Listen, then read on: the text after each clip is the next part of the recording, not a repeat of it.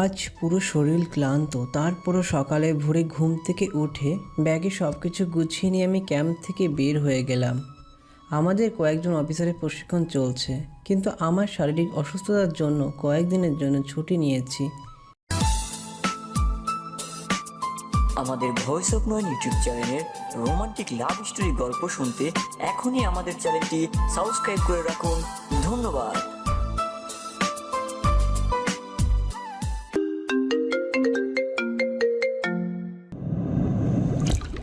সবার কাছ থেকে বিদায় নিয়ে নিজের গাড়িতে উঠে বসলাম। বেশ ভালো লাগছে মনের ভিতরে, কারণ পরিবারের সাথে বেশ কয়েকদিন কাটাতে পারবো। তারপর গাড়িটা ড্রাইভিং করতে লাগলাম। বাড়িতে জানাইনি যে আমি আসছি, কারণ বাড়িতে গিয়ে তাদের সারপ্রাইজ দেব। ও, আমার তো পরিচয় দেওয়া হলো না। আমার নাম শেহাব, একজন আর্মি অফিসার। পরিবারে বাবা মা আর ছোট একটা বোন আছে। প্রায় সন্ধ্যার পরে বাড়ি পৌঁছে গেলাম।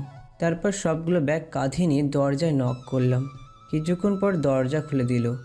সামনেই দেখলাম তাসবি দাঁড়িয়ে আছে। তাসবি আমার ছোট বোনের নাম। আমাকে দেখতে পেয়ে খুশিতে জড়িয়ে ধরে কান্না করে দিল। এই পাগলি, কাঁদছিস কেন? ভাইয়া, তুই জানিস না যে আমি কতটা খুশি হয়েছি। তুই হঠাৎ করে বাড়িতে এসে এমনভাবে সারপ্রাইজ দিবি সেটা আমি ভাবতে পারিনি, তাই খুশিতেই কান্না করে দিয়েছি। ওরে আমার পাগলি বোনটা রে, খুশিতেই বলে কান্না করে দিয়েছে। আচ্ছা তাসবি, বাবা মা ঘরে আছে তো? হ্যাঁ রে ভাইয়া, সবাই ঘরে আছে। দুজন মিলে কত গল্প করছে। তোকে দেখলে সত্যিই বাবা মা খুব খুশি হবে। আচ্ছা, এখন ভেতরে আয় আগে, আর বাবা মায়ের সাথে দেখা করে আয়। কাঁধ থেকে ব্যাগগুলো নামিয়ে রাখলাম। তারপর বাবা মায়ের ঘরের দিকে পা বাড়ালাম। আস্তে করে দরজাটা ফাঁক করলাম। দেখি দুজনে বসে গল্প করছে। তখন রুমের ভিতরে ঢুকেই সালাম দিলাম। বাবা মা আমার দিকে তাকিয়ে প্রচণ্ড খুশি হলো। বাবা দৌড়ে এসে আমাকে জড়িয়ে ধরলো। কি রে বাবা, কেমন আছিস তুই? তুই এভাবে আমাদের না জেনে চলে এসেছিলি কেন? জানিস, তোর কথাই এতক্ষণ ধরে আলোচনা করছিলাম। তারপর বাবা এসে আমাকে জড়িয়ে ধরে কান্না করতে লাগলো। আমি জানি এটা কারো দুঃখের কান্না নয়। সবাই আমাকে দেখে এত খুশি হয়েছে যে আনন্দেই কান্না করে দিয়েছে। আচ্ছা তোমরা এবার কান্নাকাটি থামাও তো। এত দূর থেকে আসলাম, কোথায় খুশি হবে সেটা না হয়ে সবাই কান্না করছে। এবার কিন্তু আমিও কান্না করে দেব। আরে বাবা, এটা তো আমাদের খুশি কান্না করছি রে। তুই তো আমাদের একমাত্র ছেলে। কতদিন পরে বাড়িতে এসেছিস, তাই তো হঠাৎ করে তোকে দেখিনি যে কি কন্ট্রোল রাখতে পারিনি। তোর এই পাগলি বোনটা সারাদিন আমার কানের কাছে এসে তোকে নিয়ে ভকভক করতে থাকে। এই যে মাম্মিজি, আমার বোন তো আমাকে নিয়ে বকবক করবে। ওর আর কোনো ভাই আছে যে তাকে নিয়ে বকবক করবে? এই তাসবি, আমার ব্যাগগুলো রুমে নিয়ে আয়, আমি গিয়ে ফ্রেশ হয়ে নিই। আর আম্মু, আমার অনেক খিদে লেগেছে, কিছু খাবার দাও। আচ্ছা ভাইয়া, ঠিক আছে, তুই যা, আমি ব্যাগগুলো নিয়ে আসছি। রুমে গিয়ে ড্রেস চেঞ্জ করে নিলাম। তারপর ওয়াশরুমে গিয়ে ফ্রেশ হয়ে নিলাম। ওয়াশরুম থেকে বের হতেই দেখি তাসবি বিছানায় বসে হাঁপাচ্ছে। ওর এই অবস্থা দেখে আমি হেসে দিলাম। কী রে পেতনি, ওভাবে হাঁপাচ্ছিস কেন? তো হাঁপানো ছাড়া কি করব? এর আগেও তো তোর ব্যাগ দিয়ে গেছি, তখন তো এত ভার ছিল না, কিন্তু আজকে হঠাৎ এত ভার হতে গেল কেমন করে? ও সরি রে, তোর কষ্ট হয়ে গেছে। ব্যাগের মধ্যে কিছু গুরুত্বপূর্ণ জিনিস আছে, আর তার থেকেও বড় কথা, তোর জন্য আরও একটা সারপ্রাইজ আছে। তারপর ব্যাগ থেকে খুব সুন্দর একটা বেবি ডল বের করে তাসবির হাতে দিলাম। এইটা হলো তোর জন্য সারপ্রাইজ। বেবি ডলটা পেয়ে খুশিতে কোনো কথা বলতে পারছেন না, শুধু একভাবে বেবি ডলটার দিকে তাকিয়ে আছে। অনেক সময় পরে বলে, ভাইয়া, তোকে এতগুলো ধন্যবাদ। আমি তো খুশিতে কথাই বলতে পারছি না। হ্যাঁ, এবার এইটা নিয়ে খেলা করবি ছোটদের মতো। দুজনে মিলে মজা করতে থাকলাম। তখন আম্মু রুমে আসলো হাতে একটা প্লেট নিয়ে। এই যে শিয়াব, খাবারটা খেয়ে নে। তুই এভাবে না আসলে তোর জন্য তোর পছন্দ মতো খাবার রান্না করে রাখতাম। আরে আম্মু, কোনো সমস্যা নেই, যা নিয়ে এসেছো সেগুলো তোমার হাতে খাইয়ে দাও তো, তাহলে এখন আর প্রিয় খাবারগুলো লাগবে না। তারপর আম্মু আমাকে নিজ হাতে খাইয়ে দিল। আসলে মায়ের হাতে খাবার খাওয়ার মতো মজা আর কিছুতেই হয় না। রাতের খাবারটা শেষ করে ঘুমিয়ে পড়লাম, কারণ অনেক দূর থেকে এসেছি, অনেক ক্লান্ত লাগছে, কালকে বাইরে বের হওয়া যাবে।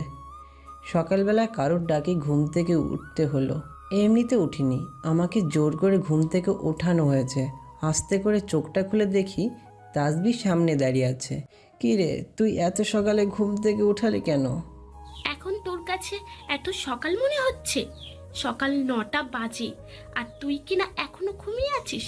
তোদের কি প্রশিক্ষণে এগুলোই শেখানো হয় নাকি? আরে না, প্রশিক্ষণে খুব সকালে ঘুম থেকে উঠতে হয়। গতকাল শরীরের উপর দিয়ে অনেক ধকল গেছে, তাই ক্লান্ত হয়ে ঘুমিয়ে পড়েছিলাম, উঠতে পারিনি। তো বল, কি জন্য ঘুম থেকে তুললি? ভাইয়া, তুই কি আজকে আমাকে কলেজে নিয়ে যেতে পারবি? অনেক দিন হলো তোর সাথে কলেজে যেতে পারি না, তবে আজকে যখন বাড়িতে আছিস আমাকে কলেজে দিয়ে আয়। আচ্ছা ঠিক আছে, তুই তৈরি হয়ে নে, আমি তোকে তোর কলেজে নিয়ে যাচ্ছি। তারপর উঠে ফ্রেশ হয়ে নিলাম। সকালে খাবারটা খেয়ে তাসবিকে নিয়ে কলেজের দিকে রওনা দিলাম। কিছুক্ষণ পর চলে আসলাম কলেজের সামনে। তাসবিকে নিয়ে কলেজের মধ্যে চলে গেলাম। ওদের কলেজ আর ভার্সিটি একসাথে। এদিকে লামিয়া ওর বান্ধবীদের সাথে একটা গাছের নিচে বসে আড্ডা দিচ্ছে। সিয়াব কলেজে প্রবেশ করতেই লামিয়ার চোখ সিয়াবের ওপর পড়ে। চোখ যেন সরাতে পারছে না সিয়াবকে দেখে। আজ পর্যন্ত কোনো ছেলেকে দেখে লামিয়ার কোনো ফিলিংস আসেনি। সিয়াবকে দেখেই ক্রাশ খেয়ে যায়। লামিয়ার বান্ধবীরা অনেক সময় ধরে ডাকছে, কিন্তু লামিয়া একটা ঘোরের মধ্যে আছে। তখন লামিয়ার একটা বান্ধবী ওকে ধাক্কা দেয়। কিরে লামিয়া, এইভাবে কোন দিকে তাকিয়ে আছিস? সেই কত সময় ধরে ডেকে চলছি, তোর কোনো সারা শব্দই নেই। ওর বান্ধবীর কথায় চমকে ওঠে। আরে, আমি একটা ছেলের উপর ক্রাশ খেয়েছি। এতদিন কোনো ছেলেকে ভালো লাগেনি, কিন্তু এই ছেলেটাকে একেবারে ভালোবেসে ফেলেছি। তুই আবার কার উপর ক্রাশ খেলি রে? তোর জীবনে এত প্রপোজ এসেছে, একটাকেও গ্রহণ করিসনি, আর আজকে কোন একটা ছেলেকে দেখে ক্রাশ খেয়ে গেলি? তো সেইটা কোন ভাগ্যবান ছেলে, তাকে দেখা তো আমাদের। লামিয়া হাত দিয়ে ইশারা করে সিয়াবকে দেখিয়ে দেয়। লামিয়ার ইশারা দেখে সবাই তাকায়। সিয়াব তখন তাসফিকে এগিয়ে দিয়ে বের হচ্ছে কলেজ থেকে। সবাই তো সিয়াবকে দেখে ফিদা হয়ে যায়। এই, আপনারা আবার কিছু মনে করবেন না, হ্যাঁ? সত্যি তো, ছেলেটা একদম দেখতে রাজপুত্রের মতো। লামিয়ার সাথে একদম মানিয়ে যাবে। লামিয়া, তুই তো এই কলেজে সব থেকে সুন্দরী মেয়ে, তোর সাথে ছেলেটাকে একদম পারফেক্ট মানাবে। লামিয়া লজ্জায় মাথাটা নিচু করে ফেলে। অন্যদিকে সিয়াব কলেজ থেকে বের হয়ে গাড়িতে বসতে যাবে, অমনি কয়েকজন এসে তাকে জড়িয়ে ধরে। সিয়াব পিছনে ঘুরে তাকিয়ে দেখে তার বেস্ট ফ্রেন্ডরা চারপাশে দাঁড়িয়ে আছে। নিজেকে আর কন্ট্রোল করে রাখতে পারলাম না, ওদেরকে জড়িয়ে ধরে কেঁদে দিলাম। কিরে শিহাব, এভাবে কাঁদছিস কেন? আরে কতদিন পর বাড়িতে আসলে, কোথায় আনন্দ করব সেটা না কাঁদছিস? আচ্ছা চল সবাই মিলে আড্ডা দিই। বন্ধুদের সাথে কিছুক্ষণ আড্ডা দিয়ে বাসায় চলে এলাম। দুপুরের দিকে খেতে বসেছি, তখন বাসায় তাসবি আসলো। ওর মুখ দেখে মনে হলো মনটা অনেক খারাপ, কাঁদছেও মনে হয়, চোখটা ফুলে আছে। কিরে তাসবি, তোর কি হয়েছে রে? তুই কাঁদছিস কেন? তাসফি এক দৌড়ে এসে সিয়াবকে জড়িয়ে ধরে, তারপর ফুপিয়ে ফুপিয়ে কাঁদতে থাকে। আমার সোনা বোনটা, তোর কি হয়েছে বল একবার। তুই এই টিফিনের সময় বাসায় চলে আসলি যে? ভাইয়া, বেশ কয়েকদিন ধরে কিছু ছেলেরা আমাকে ডিস্টার্ব করে। কলেজে থেকে বাসায় আসার পথে খারাপ খারাপ কথা বলে, আমাকে খারাপ ইঙ্গিত দেয়। আর জানিস ভাইয়া, আজকে আমার গায়েও হাত দেওয়ার চেষ্টা করেছিল। ওরা সবাই এলাকার বড় লোক বাবার ছেলে, তাই ওদেরকে কেউ কিচ্ছু বলতে সাহস পায় না। অনেক মেয়েদের সাথেই এমন করে। তাসবির কথাগুলো শুনে তো মাথাটা পুরো গরম হয়ে গেল। ভাবলাম যে বাড়িতে যে কয়টা দিন আছি একদম নিলিবিলি থাকবো, কিন্তু সেটা আর হলো না। আমার এই এলাকাতেই যে এত ইফটিসিং হচ্ছে এটা তো আমার জানা ছিল না। শয়তানগুলোকে আজকে শায়েস্তা না করলে একটাও ঠিক হবে না। এই তাসবি, চল আমার সাথে, দেখি কোন কুকুরের বাচ্চাগুলো তোদেরকে ডিস্টার্ব করে। তাসবিকে নিয়ে কলেজের দিকে বের হয়ে গেলাম। কলেজ গেটের কাছে আসতেই দূর থেকে কয়েকটা ছেলে বলে উঠল, কি রে মেয়ে, এবার সাথে করে তোর ওই রাজপুত্রকে নিয়ে আসলি নাকি? আয় কাছে এগিয়ে আয়, তোদেরকে একটু আদর করে দিই। ছেলেগুলোর কথা শুনে ওদের কাছে চলে গেলাম। কী রে কুত্তারা, তোদের বাড়িতে কি নিজেদের বোন নেই? রাস্তায় মেয়েদেরকে বিরক্ত করার সময় নিজের মা আর বোনের কথা মনে হয় না? ছেলেগুলো সিয়াবের কথা শুনে জোরে হেসে দেয়। কিরে ছোকরা, তুই আবার কোথা থেকে উঠে আসলি? ওরে, এ সাধু তো দেখি আমাদের জ্ঞান দেয়। মায়াটা কি তোর বউ লাগে নাকি রে? তোর গায়ে এত জ্বালা কেন? ওদের কথা শুনে মাথাটা বিগড়ে গেল। যে ছেলেটা এসব কথাগুলো বলল তার তলপেটে বরাবর একটা লাথি, সাথে সাথে কয়েক হাত দূরে গিয়ে পড়ল। বাকি কয়জন আমাকে মারার জন্য এগিয়ে আসলো, ওদেরকেও ইচ্ছে মতো ধোলাই করলাম। সবাই মার খেয়ে গড়াগড়ি করতে লাগলো। আরে কুত্তারা, এটা আমার বোন হয়, বোন। আরে তোরা তো নেশা করে তোদের জ্ঞান হারিয়ে ফেলেছিস, তোরা আমাকে মাফ করে দিস। তোদের কি এভাবে মারতে চাইনি আমি, কিন্তু কি করব বল। আমার বোনের কান্না আমার সহ্য হয় না। যখন তাসবি বাসায় গিয়ে কেঁদে কেঁদে তোদের বিরুদ্ধে নালিশ করলো, তখন আমি আর সহ্য করতে পারিনি। আরে আমার বোন মানে তো তোদেরও বোন। আমি একটা কথা বলে রাখছি, তোরা আজ থেকে কোনো মেয়ের সাথে খারাপ ব্যবহার করবি না, তা না হলে আমার থেকে খারাপ আর কেউ হবে না। কলেজের চারিদিকে লোকজন এসে জড়ো হয়ে গেছে। সিয়াবের কথাগুলো শেষ হতেই সবাই একসাথে তালি দিয়ে ওঠে। সবাই সিয়াবকে ধন্যবাদ জানায়, কারণ এই ছেলেগুলো হলো এলাকার প্রভাবশালী বাবাদের ছেলে।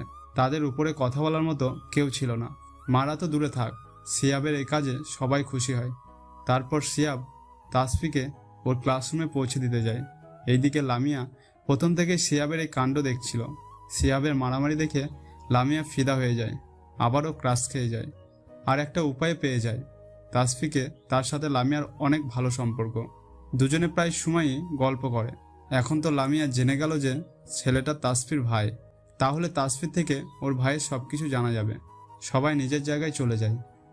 কেউ সেই ছেলেগুলোকে কোনো সাহায্য করে না, কারণ সবাই ওদেরকে ঘৃণার চোখে দেখে। সিয়াব কলেজ থেকে বের হতেই দেখে ছেলেগুলোর ব্যথার চোটে কাতরাচ্ছে। এটা দেখে সিয়াবের অনেক মায়া লাগে। তারপর ছেলেগুলোকে হসপিটালে পাঠিয়ে দেয়। কলেজ ছুটি হতেই লামিয়া তাসফিকে ডাক দেয়। তাসফি লামিয়াকে দেখে অনেক খুশি হয়। আরে আপু, তুমি কেমন আছো? তোমাকে দেখে সত্যি খুব খুশি হয়েছি। আমি খুব ভালো আছি তাসফি, কিন্তু তুমি তো আমাকে ভুলে গেছো তোমার ভাইয়াকে পেয়ে। আমার সাথে তো এই কয়টা দিন কোনো গল্পই করো না। কি করব আপু বলো, ভাইয়া অনেক দিন পর বাড়িতে এসেছে, তাই ভাইয়ার সাথে সময় কাটাচ্ছি। আচ্ছা তাসফি, তোমার ভাইয়া কি কোনো মেয়ের সাথে কথা বলে? কি ব্যাপার লামিয়া আপু, তুমি হঠাৎ আমার ভাইয়ার সম্পর্কে জানতে চাইছো কেন বলো তো? তাও আবার কোনো মেয়ের সাথে কথা বলে কিনা সেটা জানতে চাচ্ছ? কুছ তো গড়বড় হে মেরি লামিয়া আপু।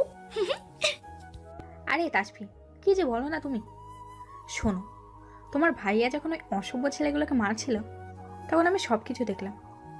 এই পর্যন্ত কেউ ওদেরকে মারার সাহস করতে পারেনি, কিন্তু তোমার ভাইয়া ওদেরকে যেভাবে শাস্তি দিল, সেটা দেখে তো আমি অবাক হয়ে গিয়েছি। যাক, তাহলে এতদিন পর একজনকে তো দেখতে পারলাম যে অন্যায়ের প্রতিবাদ করলো। এই কারণে তোমার ভাইকে আমার খুব ভালো লেগেছে। উফ লামিয়া আপু, তোমার কথাটা হলো না। আমার ভাইয়াকে তোমার ভালো লেগেছে এটা না বলে বলো যে আমার ভাইয়াকে তুমি ভালোবেসে ফেলেছো, তাহলে তো খুব ভালো হবে। তুমি হলে আমাদের কলেজের সবচেয়ে সুন্দরী মেয়ে, আর আমার ভাইয়াকেও তো একদম রাজপুত্রের মতো দেখতে। তো আমার ভাইয়া আর তোমাকে তো একদম পারফেক্ট মানাবে। তাসফির কথায় খুব লজ্জা পেলাম, কারণ তাসফি তো ঠিকই বলেছে, আমি ওর ভাইকে ভালোবেসে ফেলেছি। কিন্তু বলা তো যাবে না, আগে সব কিছু শুনে নি ওর থেকে। আচ্ছা তাসফি, তোমার ভাইয়ার নামটা কি? আমার ভাইয়ার নাম হলো শিহাব। নামটা অনেক সুন্দর, তোমার সাথে অনেক মানাবে, লামিয়া আর শিহাব। তাসফি, তুমি কিন্তু দিন দিন অনেক দুষ্ট হয়ে যাচ্ছ। আচ্ছা, তোমার ভাইয়া এখন কি করে? পড়াশোনা নাকি চাকরি?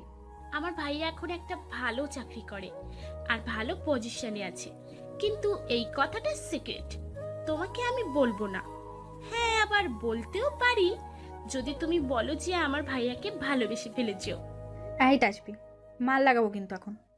তোমার ভাইয়ের সম্পর্কে একটু জানতে চেয়েছি, এখন বলছো কিনা ভালোবেসে ফেলেছি আমি। আরে আপু, তোমার চোখের ভাষা আমি বুঝতে পারছি। আমার ভাইয়াকে তুমি প্রথম দেখাতেই ভালোবেসে ফেলেছো, আর এখন স্বীকার করতে চাচ্ছ না। এভাবে করলে কি হবে বলো? তবে তুমি ভালোবাসো, আমি সেটা বুঝতে পারছি। আচ্ছা, তোমাকে এখন বলতে হবে না, তুমি পরে বললেও হবে। হ্যাঁ হয়েছে, তুমি অনেক বড় হয়ে গেছো, সেটা বুঝতে পারছি। এখন বাসায় যাও, নয়তো তোমার মা বাবা আর তোমার এই ভালো ভাইয়াটা চিন্তা করবে। আর যদি তোমাকে না পেয়ে এখানে এসে দেখে যে আমার সাথে বসে আছো, তাহলে ওই ছেলেগুলোর মতো আমাকে মেরে আলু ভর্তা বানিয়ে দেবে। লামিয়ার কথা শুনে তাসফিও হেসে দেয়। তারপর দুজনে বাড়ির দিকে রওনা দেয়। মন থেকে শিয়াবের কথা সরাতে পারছি না। এতদিন কত ছেলেকেই তো দেখেছি, কত ছেলে বিয়ের প্রস্তাব, প্রেমের প্রস্তাব নিয়ে এসেছে, কিন্তু কাউকে আমার মনের মতো করে খুঁজে পাইনি। আর আজকে শিয়াবকে দেখে ফিদা হয়ে গেলাম, ভালোবেসে ফেলেছি ওকে। কিন্তু শিয়াবের ভেতরে এমন কি আছে যাতে কি আমার মনটার জন্য জায়গা করে নিল? তবে কি ওই ছেলেগুলোকে মারার জন্য ফিদা হয়ে গেলাম নাকি? না, সেটাও তো বুঝতে পারছি না। আমি হাত দিয়ে নিজের মাথায় মৃদু আঘাত করে বললাম, লামিয়া রে, তুই তো দেখছি পাগল হয়ে যাবি অকালে। তুই তো গেছিস প্রেমের জেলে ফেসে। তবে এরকম একটা ছেলের প্রেমে পড়লে কোনো সমস্যা নেই। এদিকে সিয়াব নিজের ঘরে বসে বিশ্রাম নিচ্ছে। তখনই তাসফি বাসায় আসে। কাঁধ থেকে ব্যাগটা নামিয়ে সরাসরি সিয়াবের ঘরে চলে যায়। এই যে নবাব, আসতে পারি? বাপরে, আজকে সূর্য কোন দিকে উঠলো? আমার ঘরে ঢোকার জন্য অনুমতি চাইছে মিস তাসবি। তো কি মতলব রে তোর? আমার আবার কি মতলব থাকবে রে? ভাগ, আমাকে কি আসতে বলবি না নাকি চলে যাব? না থাক, আর যাওয়া লাগবে না, আয় তুই ভিতরে আয়। ভাইয়া, তুই ল্যাপটপে এত কি কাজ করিস রে? পাগলি রে, আমাকে তো একটু কাজ করতেই হয়। আমার ফ্রেন্ডের সাথে কথা বলি, আর আমাদের অফিসের কিছু ফাইল আছে, সেগুলোর কাজ করছি। এখন তো আমি ফ্রি আছি, তাই ভাবলাম কাজগুলো আমি নিজেই কমপ্লিট করে রেখে দিই। আচ্ছা, তোর কলেজের কি খবর? আবার কেউ কোনো খারাপ কাজ করছে না তো? আরে এখন আর কে খারাপ কাজ করবে? তুই যেভাবে ছেলেগুলোকে মেরেছিস আর ওয়ার্নিং দিয়ে এসেছিস, আর কেউ খারাপ কাজ করার সাহস পাবে না। তবে হ্যাঁ, তোর একটা কাজ দেখে আমার হাসি পাচ্ছে, আবার সাথে ভালোও লাগছে। তুই ওদেরকে মেরে মাটিতে শুয়ে দিয়ে আবার নিজেই হসপিটালে নিয়ে গেছিস। কি করব বল? তোর ইফটিসিংয়ের কথা শুনে মাথা একেবারে গরম হয়ে গিয়েছিল। তারপরেও ওদের কাছে গিয়ে ভদ্রভাবে কথাগুলো বললাম, কিন্তু ওরা আবার উল্টোপাল্টা কথা শুরু করে দিল। তাই তো ওদেরকে মারতে হলো। কিন্তু পরে দেখলাম যে ওদেরকে কেউ সাহায্য করেনি, সবাই ব্যথায় কাতরাচ্ছে। তখন ওদের জন্য মায়া হলো, মনে হয় একটু বেশি মারা হয়ে গেছে, তাই সবাইকে হসপিটালে অ্যাডমিট করে দিয়েছি। হ্যাঁ ভাইয়া, ঠিক কাজই করেছিস। যতই ওরা খারাপ কাজ করুক, তবুও মানুষ তো। তো ভাইয়া, ওদের এখন কেমন অবস্থা জানিস কি? না রে তাসবি, জানা হয়নি সেটা। দাঁড়া তো ডক্টরের কাছে ফোন করে জেনে নি সবার কেমন অবস্থা। তারপর পকেট থেকে ফোনটা বের করে ডক্টরকে ফোন করলাম। হ্যালো ডক্টর, ওই ছেলেগুলো কেমন আছে এখন? ও সিয়াব সাহেব, ওই ছেলেগুলোর অবস্থা তো আগের থেকে ভালো ছিল, কিন্তু ওদের বাবারা এসে সবাইকে নিয়ে চলে গেছে। সিয়াব সাহেব, আপনি একটা ভুল কাজ করে ফেলেছেন। এরা সবাই কিন্তু শহরের নামকরা লোকেদের ছেলে পেলে। ওদের ওপরে কথা বলার মতো সাহস কারোরই নেই। আর আপনি তো সরাসরি ওদেরকে মেরে বসেছেন। ওদের বাবারা তো আপনার ওপরে অনেক রেগে আছে। জানি না আপনাকে কি করবে, তবে এটাও শুনেছি আপনার বোনের জন্য ওদেরকে মেরেছেন। কিন্তু ছেলেগুলো একটাও ভালো না। আপনার বোনকে সেভ করে রাখবেন, নয়তো আপনার বোনের সাথে কিন্তু অঘটন করে ফেলতে পারে। আপনার বোন মানে তো আমারও মেয়ে, আর আমার নিজেরও এরকম একটা ছোট্ট মেয়ে আছে, তাই একটু ভয় করছে আর কি। আরে ডক্টর সাহেব, আপনি ওসব নিয়ে কোনো চিন্তা করবেন না। আমার পরিচয় তো আপনাকে বলেই দিয়েছি। আর জানেনই তো আমরা অন্যায়ের বিরুদ্ধে কেমন করে যুদ্ধ করি। এখন থেকে এই এলাকার সব মেয়েরাই নিরাপদে থাকবে, সেই ব্যবস্থা আমি করব। আপনি নিশ্চিন্তে থাকতে পারেন। তারপর ফোনটা কেটে দিলাম। ভাইয়া, ডক্টর কি বললো রে? ওদের অবস্থা এখন আগের থেকে ভালো, কিন্তু সুস্থ হওয়ার আগেই ওদের বাবারা এসে ওদেরকে নিয়ে গেছে। আচ্ছা, এখন রুমে গিয়ে বিশ্রাম কর, ওসব পরে দেখা যাবে। তাসফি নিজের রুমে চলে আসে আর ওর বেবি ডলটা নিয়ে খেলা করতে থাকে। তার বেবি ডলটাকে খুব পছন্দ হয়েছে। এই দুদিন তাসফি যখনই ঘরে থাকে তখনই পুতুলটা নিয়ে খেলা করে। ল্যাপটপে কাজ করতে করতে ক্লান্তি এসে যায়। ল্যাপটপটা অফ করে রুম থেকে বের হয়ে গেলাম। হঠাৎ খেয়াল করে দেখি তাসবির রুমে কেউ হাসাহাসি করছে। চুপি চুপি দরজার কাছে গিয়ে উকি দিলাম। তাসবির কাণ্ড দেখে তো আমি পুরোই অবাক। আরে একেবারে ছোটদের মতো বেবি ডলটাকে নিয়ে খেলা করছে। মনে হচ্ছে এই প্রথম এমন জিনিস দেখলো। অনেকগুলো পুতুল এর আগেও কিনে দিয়েছিলাম, তবে এইটা মনে হয় সব থেকে বেশি পছন্দ হয়েছে, তাই এমন ছোট বাচ্চাদের মতো করছে।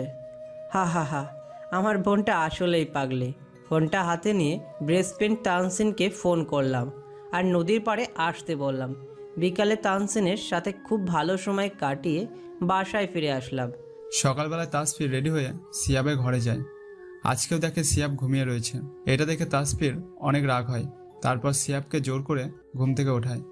সিয়াব আলতো করে চোখটা খুলে দেখে তাসফি পুরো তৈরি হয়ে এসেছে। এখন ওকে স্কুলে নিয়ে যেতে হবে। বিছানা ছেড়ে উঠে ফ্রেশ হয়ে নেয়। তারপর হালকা নাস্তা করে তাসফিকে নিয়ে স্কুলের দিকে রওনা দেয়। কিছুক্ষণ পর দুজনেই পৌঁছে যায়। সিয়াব তাসফিকে ক্লাসের দিকে এগিয়ে দিতে যায়, কিন্তু স্কুলে প্রবেশ করা মাত্রই অনেকগুলো ছেলে মেয়ে দৌড়ে আসে। সবাই খুশি, কারণ সিয়াব ওই খারাপ ছেলেগুলোকে মেরে উচিত শিক্ষা দিয়েছে। ছেলেগুলো সিয়াবের সাথে কথা বলে চলে যায়। সেদিন তো কেউ সিয়াবের সাথে কোনো কথাই বলতে পারেনি। ছেলেগুলো সিয়াবের সাথে কথা বলে চলে যায়, কিন্তু মেয়েরা সেলফি তুলতে ব্যস্ত হয়ে যায় আর হেসে হেসে কথা বলতে থাকে। এদিকে লামিয়া দূরে দাঁড়িয়ে সব কিছু দেখছিল। মেয়েগুলোর এসব কাণ্ড দেখে প্রচণ্ড রাগ হতে থাকে। মেয়েগুলো যতই সিয়াবের সাথে লেগে লেগে সেলফি তুলছে আর হেসে হেসে কথা বলছে, লামিয়া ততটাই গরম হতে লাগলো, কারণ সিয়াবকে সে ভালোবেসে ফেলেছে। কিন্তু লামিয়া বেশি রাগ করতে গেলেই কান্না করে দেয়। ঠিক সেটাই হচ্ছিল, লামিয়া প্রায় কান্না করে দেবে। চোখ দুটো ছলছল করছে। তাসফি লামিয়ার এই কাণ্ডটা খেয়াল করে আর দেখে লামিয়া প্রায় কান্না করে দেবে এমন ভাব। তাসফি সিয়াবের কানের কাছে মুখ নিয়ে যায়। এই ভাইয়া, এখন এসব সেলফি তোলা বাদ দে। একজন কিন্তু তোর এসব কাণ্ড দেখে রেগে এখন কান্না করে দেবে, আর একবার কান্না করলেই তোর অবস্থা কিন্তু খারাপ। তাসবির কথা একেবারে অবাক হয়ে যায়। তাসবির দিকে ভ্রু কুঁচকে তাকায়। কিরে, এখানে আবার এমন কে আছে? সেটা পরে বলবো, এখন যা বলছি তাই কর। এদেরকে সরিয়ে দিয়ে কেটে পড় এখান থেকে। ধুর, তাসবির কথা তো কিছুই বুঝতে পারলাম না। কি আবার আমার অবস্থা খারাপ করবে? তবে তাসবি যখন কথাটা বলল এখান থেকে চলেই যায়, কি হবে সেটা পরে দেখা যাবে। কলেজ থেকে বের হয়ে গেলাম, কিন্তু পেটের মধ্যে গুড়গুড় করা শুরু হয়ে গেছে। আসলে ব্যাপারটা হলো খুব খিদে লেগেছে। যদিও বাসা থেকে সামান্য কিছু খেয়ে এসেছি, সেটাতে কি পেট চলে নাকি? চারিদিকে তাকিয়ে দেখি একটু দূরে ভালো একটা রেস্টুরেন্ট দেখা যাচ্ছে। তারপর রেস্টুরেন্টে গিয়ে সকালের নাস্তাটা করে নিলাম। অল্প কিছুক্ষণ ঘোরাঘুরি করে বাসায় চলে গেলাম। দুপুরে তাসফি বাসায় চলে আসে। আজকে কলেজটা তাড়াতাড়ি ছুটি হয়ে গেছে। টেবিলে বসে সবাই একসাথে দুপুরে খাবার খেতে বসে। একটু পর সিয়াবের ফোনটা বেজে ওঠে। সিয়াবকে ফোনটা ধরে। হ্যালো, আসসালামু আলাইকুম। মামি, তুমি কেমন আছো? আলহামদুলিল্লাহ, আমি অনেক ভালো আছি রে বাবা। তুই কেমন আছিস? এই তো, আমি অনেক ভালো আছি। তো বলো, তোমাদের কি অবস্থা? এই তো আলহামদুলিল্লাহ, আল্লাহর রহমতে আমি অনেক ভালো আছি। কিন্তু তোর মামার অবস্থা বেশি একটা ভালো নেই। যদি একটু এসে দেখে যাস গ্রামের বাড়িতে, তাহলে ভালো হয়। তো এই ঘটনাটা আমাকে আগে বলোনি কেন? আচ্ছা ঠিক আছে, আমি কালকে এসে ডক্টরকে দেখানোর ব্যবস্থা করছি। কি রে শিহাব, পাগল হয়ে গেলি নাকি? ডাক্তার না দেখিয়ে কি আমরা এখন বসে আছি? তোর মামা আগের থেকে এখন অনেক সুস্থ। তুই শুধু তোর ছোট বোনটাকে নিয়ে এসে দেখে যা। তোর আব্বু আম্মুকে ফোন করেছিলাম, তারা বলল যে তাদের প্রচুর কাজের চাপ। তুই তো ছুটিতে আছিস, তাহলে তো কোনো সমস্যাই নেই। তুই তাসফিকে নিয়ে কালকে সকালে রওনা দে। আচ্ছা মামি, ঠিক আছে। আমি কালকে সকালেই তাসবিকে নিয়ে গ্রামের দিকে আসছি। মামাকে দরকার হলে আরও ভালো ডাক্তার দেখাবো এইখানেই নিয়ে এসে। তুমি কোনো চিন্তা করো না। আর হ্যাঁ, আমার জন্য আমার পছন্দের সব কিছু রান্না করে রাখবা। আরে পাগল রে, ঠিক আছে, তোর সব পছন্দের খাবারগুলো রান্না করে তোকে খাওয়াবো। মামির সাথে কথা বলে ফোনটা রেখে দিলাম। তারপর তাসবিকে গিয়ে বললাম যে কালকে যেন সমস্ত কাপড় চোপড় গুছিয়ে নেয়। কালকে সকালেই মামা বাড়ির দিকে রওনা দেব। তাসবি তো আমার কথা শুনে খুব খুশি হলো, কারণ অনেক দিন হলো মামা বাড়িতে যাওয়া হয় নাই।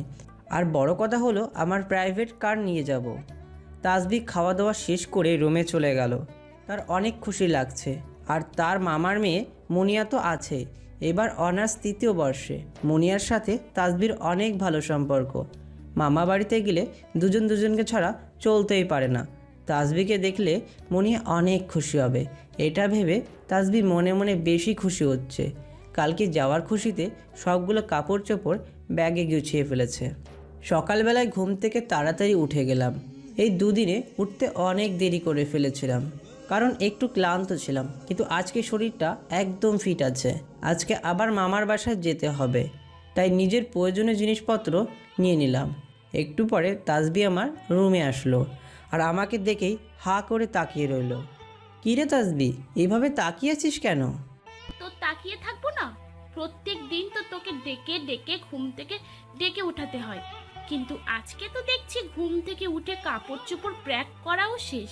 আরে আমার পাগলি বোনটারে, আমাদের প্রত্যেক দিন অনেক সকালে উঠতে হয়, কিন্তু এই দুদিন কী জন্য যে ঘুমিয়েছিলাম। কিন্তু আজকে শরীরটা একদম ফিট আছে। এখন থেকে তোর আর আমাকে ডেকে দেওয়া লাগবে না। আমি গিয়েই প্রতিদিন সকালে তোর কান ধরে টেনে ওঠাবো। এই ভাইয়া, এইটা কিন্তু একদম ঠিক হবে না। আমার একটু সকালবেলা ঘুমাতে ভালো লাগে, কিন্তু তোর মতো অত সময় ধরে ঘুমাই না। আমার সাথে একদম অশান্তি করবি না, বলে দিলাম। আচ্ছা ঠিক আছে, অশান্তি করব না। এবার তোর সব কিছু নিয়ে গাড়িতে রেখে আয়। আমরা সকালে খাবার খেয়ে রওনা দেব। তারপর পরিবারের সবার সাথে খাওয়া শেষ করলাম। আচ্ছা আম্মু, তাহলে তাসবিকে নিয়ে আমি বেরিয়ে পড়লাম। তোমরা ভালো থেকো। আচ্ছা ঠিক আছে, তোরা রওনা দিয়ে দে, কিন্তু সাবধানে যাস। পথে কোনো সমস্যা হলেই আমাদেরকে ফোন করে জানিয়ে দিবি। আরে আম্মু, তোমার ছেলেটা কি এখনও সেই ছোট আছে নাকি? অনেক বড় হয়ে গেছে। কত কিছু সহ্য করলাম এই কয়টা দিনে, আর এইটুকুতে তুমি ভয় পাচ্ছ? পথে কেউ সমস্যা করতে আসলে বেশি কিছু করব না, শুধু আমার সেই বিখ্যাত মেডিসিন কুতু দেব। সিয়াবের আম্মু সিয়াবের কথা শুনে হেসে ওঠে। ওরে আমার পাগল ছেলেটা রে, তুই কি সারা জীবন এভাবে ছোটবেলার মতো করবি নাকি? জানিস তাফসি তোর ভাইয়া ছোটবেলায় শুধু মানুষদের সুরসুরি দিত, আর এই জন্যই কেউ ওর সাথে লাগতে আসতো না। অনেক পাজি ছিল ছোটবেলায়, কিন্তু এখন তো ভেজা বেড়াল হয়ে থাকে। কবে যে এই বজ্জাতটা একটা বউ নিয়ে আসবে এই বাড়িতে, আর আমার কথা বলার জন্য মানুষ হবে, সেটা আল্লাহই জানে। আম্মু, তুমি আবার শুরু করলে এসব? আমি তো এখনও বড় হইনি। যখন বড় হব তখন লাল টুকটুকে একটা বউ নিয়ে আসবো। কি ভাইয়া, তুই কি বললি? তুই বড় হোসনি?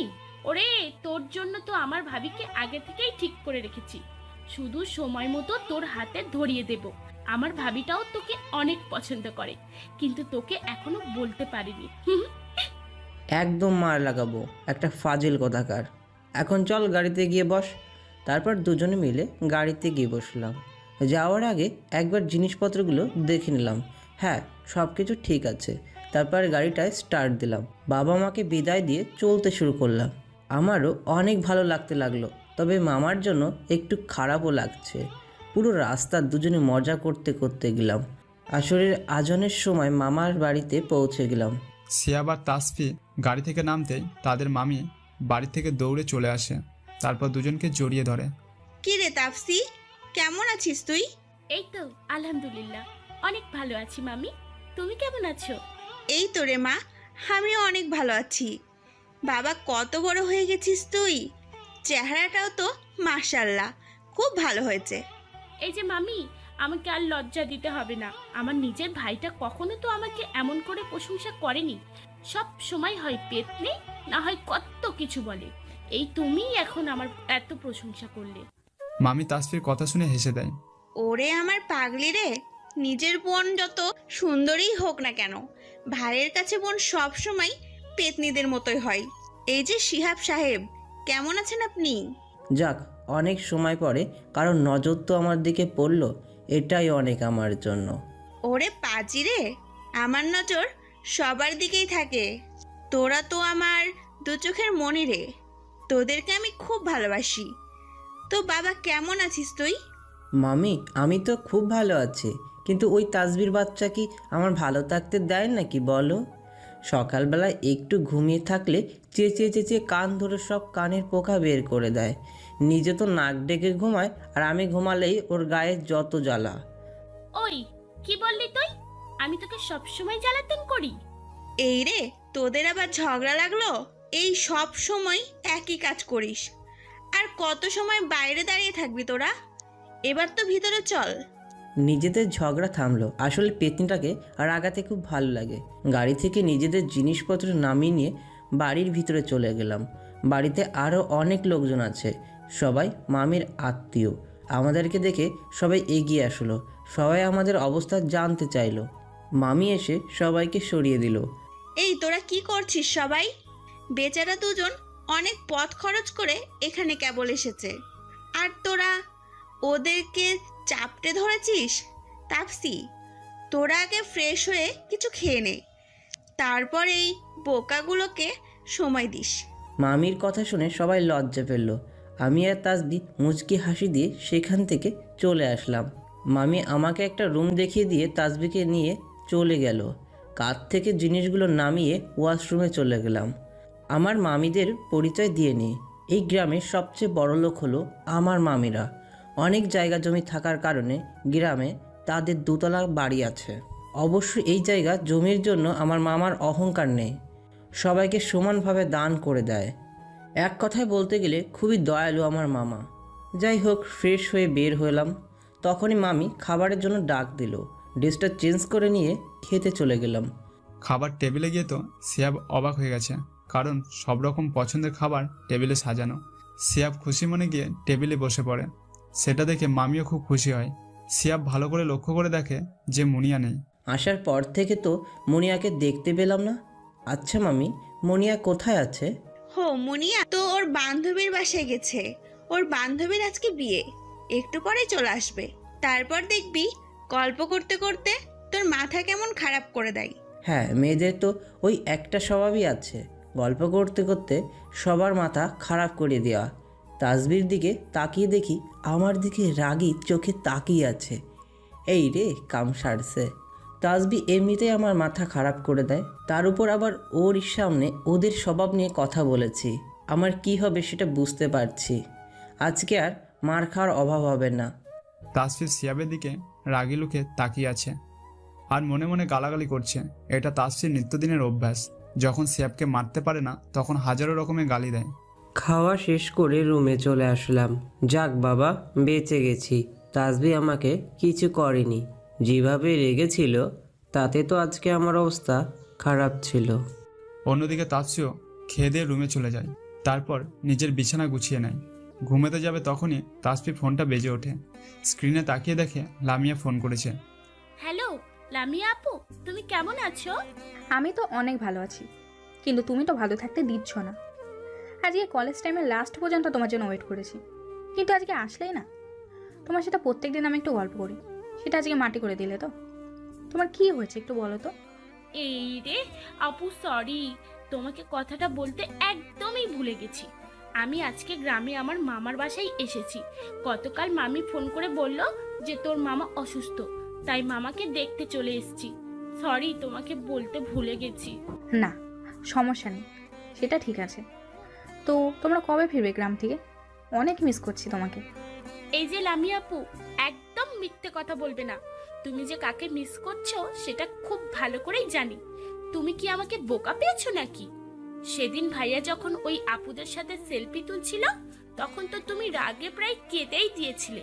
আমি তোমার চোখের দিকে তাকিয়ে সব বুঝে গেছি।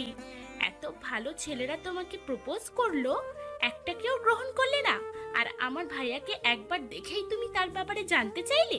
আমাকে একেবারে পিচ্ছি ভেবেছো? হ্যাঁ, তুমি তো অনেক বড় হয়ে গেছো, তাই না? আমি এত ছেলেদেরকে রিজেক্ট করে দিয়েছি, কারণ তাদের একটাকে আমার পছন্দ হয়নি। আমি তো বললাম যে তোমার ভাইকে সেদিন সবারই ভালো লেগেছিল। যেদিন তোমার ভাইয়া ওই খারাপ ছেলেগুলোকে মেরেছিল সেদিন আমারও খুব ভালো লেগেছিল। ওই জন্য তোমার কাছ থেকে তোমার ভাইয়ের সম্পর্কে জানতে চাইলাম। লামিয়া আপু, তুমি সত্যি করে বলো তো, আমার ভাইয়াকে তুমি পছন্দ করো না? তাসফি, তুমিও না, শুধু বেশি বেশি বলো। বলে ফোনটা কেটে দিলাম। তাসফি মনে মনে হেসে দেয়, কারণ সে জানে লামিয়া আপু সিয়াবকে অনেক ভালোবাসে। কারণ সেদিন কলেজের থেকে লামিয়া চোখ দেখে বুঝে গিয়েছিল। এসব কথা ভাবতে ভাবতে মুনিয়া ঘরে চলে আসে। তাসফি মুনিয়াকে দেখে জড়িয়ে ধরে। আরে আপু, তুমি কেমন আছো? আমি অনেক ভালো আছি তাসফি। সত্যি তোমাকে এতদিন পর দেখে আমার অনেক ভালো লাগলো। আমি খুব বেশি খুশি হয়েছি। তোমার সাথে অনেক মজা করতে পারবো। আচ্ছা তাসফি, সিহাব ভাইয়া আসেনি? হ্যাঁ, বলদটা এসেছে তো, না হলে আমি কেমন করে আসতাম। প্রায় সারাদিন ড্রাইভিং করে মনে হয় ক্লান্ত হয়ে পড়েছে। রুমে গিয়ে দেখো, গিয়ে ঘুমিয়ে পড়েছে। আজকে খাবার সময় আমাদের দুজনকে অনেক অপমান করেছে। কালকে সকাল আসতে দাও, আমরা দুজন মিলে ওর অবস্থার 12টা বাজাবো। আরে ছাড়ো তো তাসফি, ভাইয়া মনে হয় আমাদের সাথে মজা করছে। এতে তুমি এত ক্ষেপে যাচ্ছ কেন? ওই বান্দরটা মজা করলে কি আমি এত রেগে যেতাম নাকি? আমাদের মেয়েদের বিরুদ্ধে কথাগুলো বলেছে। শয়তানটা বলে যে আমরা নাকি সারাদিন ধরে গল্প করতেই থাকি, আর ওরা সেটা শুনে পাগল হয়ে যায়। মুনিয়া তাসফির কথা শুনে হেসে দেয়। তাসফির মুখের দিকে তাকিয়ে দেখে ওর রাগ হয়ে গেছে। রাগ করা মুখটা দেখতে অনেক ভালো লাগছে। তারপর তাসফি অনেক বুঝিয়ে শুনিয়ে শান্ত করে বিছানা ঠিক করে গল্প করতে করতে ঘুমিয়ে যায়। ফজরের আজান শুনে ঘুমটা ভেঙে গেল। তারপর ফ্রেশ হয়ে উজু করে নামাজটা আদায় করে নিলাম। তখনই মনে পড়ল যে মামার সাথে দেখা করা হয়নি। ইস, কালকে এত জার্নি করে এসে অনেক ক্লান্ত হয়ে গিয়েছিলাম, তাই আসল কাজটাই করা হয়নি। এসেছি মামাকে দেখতে, কিন্তু তাকেই দেখা হলো না। তাড়াতাড়ি করে মামার রুমে চলে গেলাম। দরজার বাইরে থেকে শুনি মামা মামি ভিতরে গল্প করছে। এই যে মামি, ভিতরে আসতে পারি? আরে শিহাব, ভেতরে আয়। এতে আবার অনুমতি নেওয়ার দরকার আছে নাকি? মামার বাড়িতে এসেছিস, রুমে চলে আসবি পাগল। সবই ঠিক আছে মামি, কিন্তু তোমাদের নিজেদের তো কিছু প্রাইভেসি আছে, তাই না? আমি এভাবে হুট করে চলে আসলে তো অনেক খারাপ দেখায়। আচ্ছা হয়েছে, তোর আর খারাপ দেখানো লাগবে না। আয় ভিতর আয়, তো বল কি বলবি? কি আর বলবো, দুঃখের কথা, এসেছি হলো মামাকে দেখতে। কিন্তু কালকে সারাদিন রাস্তায় জার্নি করার পর এতটাই ক্লান্ত হয়ে পড়েছিলাম যে মামার সাথে দেখা করার কথা মনেই ছিল না। এখন সকালে উঠে নামাজটা পড়ে মামার কথা মনে হলো, তাই তো ছুটে চলে এলাম। আচ্ছা ঠিক আছে, তোরা দুজনে বসে কথা বল, আমি তোদের জন্য নাস্তা রেডি করি। আমাদেরকে রেখে মামি চলে গেল নাস্তা তৈরি করতে, আর আমি মামার সাথে কথা বলতে লাগলাম। মামার এখন শরীরের অবস্থা অনেকটাই ভালো। বেশ কয়েকদিন যাবৎ কিছুই খেতে পারতো না। মামা শুধু তার একমাত্র মেয়ে মুনিয়ার চিন্তা করে, কিন্তু আমি বুঝি না যে ওই পিচ্চিটার জন্য এত চিন্তা করা লাগবে কেন। আসলে মুনিয়াকে পিচ্চি বললেও সে এখন অনার্স 3য় বর্ষে পড়ে। সো বুঝতেই তো পারছো যে কতটা ছোট মুনিয়া। মামার সাথে কথা বলা শেষ করে পেতনি দুইটার খোঁজ করতে লাগলাম, মানে মুনিয়া আর তাসবির খোঁজ করতে লাগলাম।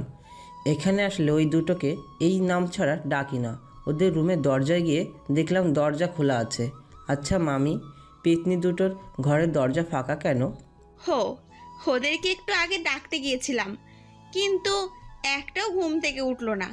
মুনিয়া দরজাটা খুলে দিয়ে আবার ঘুমিয়ে পড়লো। এখানে আসতেই যে ওদের এত ঘুম কোথা থেকে আসে সেটা আমার মাথায় ঢোকে না। তুই দেখ ওদেরকে ডেকে তুলতে পারিস কি না। মামির কথা শুনে একা বাঁকা হাসি দিলাম। ওদেরকে তুলতে পারবো না মানে?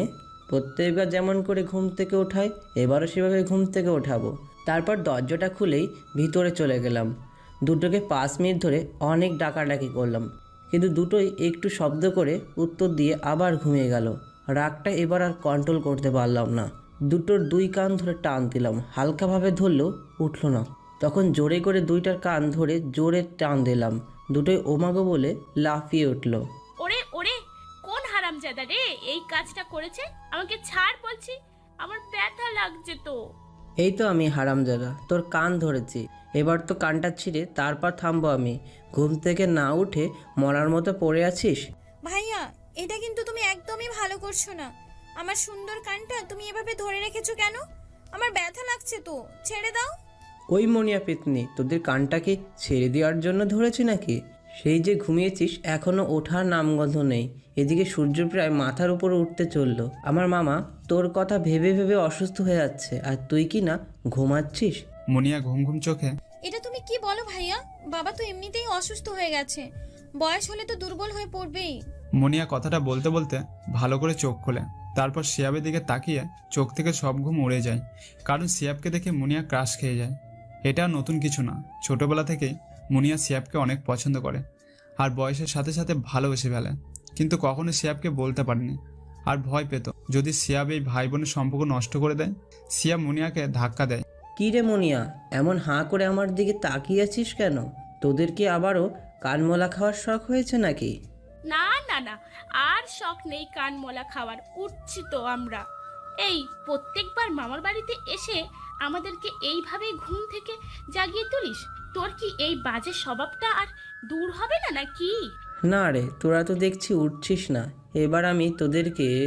সিয়াব কথাটা বলতেই দুজনে ভয় পেয়ে উঠে দৌড়ে রুম থেকে বের হয়ে যায়। সিয়াব ওদের কাণ্ড দেখে হাসতে থাকে, তারপর রান্নাঘরে চলে যায়। রান্না করতে ব্যস্ত হয়ে পড়েছে। আস্তে করে মামির পিছনে গিয়ে দাঁড়ালাম।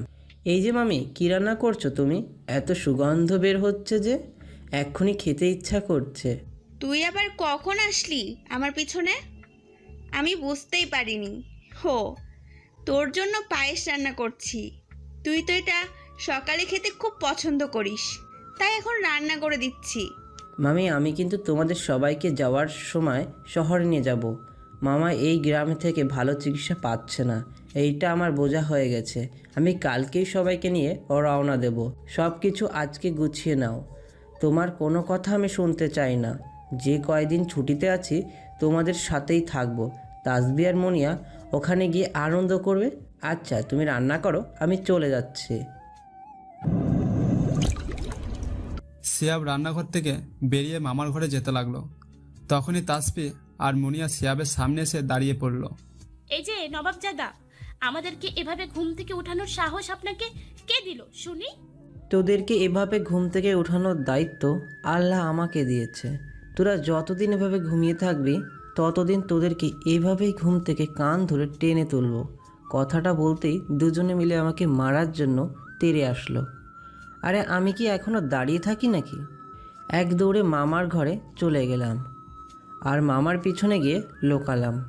এই যে দেখো মামা, এই পেতনি দুটো আমাকে ধরতে আসছে। আমাকে কি এরা ধরতে পারে বলো? ওরে বান্দর পোলা, আমাদের ভয়েতে মামার পিছনে গিয়ে লুকিয়েছিস। এখন তো আমাদের হাত থেকে বেঁচে গেলি, আর কতক্ষণ পালিয়ে থাকবি? তোরা আমাকে কখনোই ধরতে পারবি না। এখন এখান থেকে যা তো, আমি মামার সাথে বসে গল্প করব। তাসবি আর মুনিয়া মুখ ভেঙচি কেটে রুমে থেকে চলে গেল। এদিকে সিয়াবার ওর মামা মেয়ে দুটো কাণ্ড দেখে শব্দ করে হেসে দেয়। তারপর সিয়াব ওর মামার সাথে বিভিন্ন বিষয়ে গল্প করতে থাকে। একটু পরেই মামি সবাইকে খাবার খাওয়ার জন্য ডাক দেয়। সিয়াব তার মামাকে ধরে নিয়ে গিয়ে খাবার টেবিলে বসায়। তখনই সিয়াবের চোখ পড়ে বিরিয়ানির দিকে। সিয়াব বিরিয়ানি খেতে খুব পছন্দ করে। পাশেই তাকিয়ে দেখে পায়েস খুব সুন্দর করে সাজিয়ে রাখা। সিয়াব খুব খুশি হয়ে খেতে বসে। তখনই তাসবি আর মুনিয়া খাবার খেতে চলে আসে। তাসবি সিয়াবের দিকে তাকিয়ে দেখে খেতে বসে।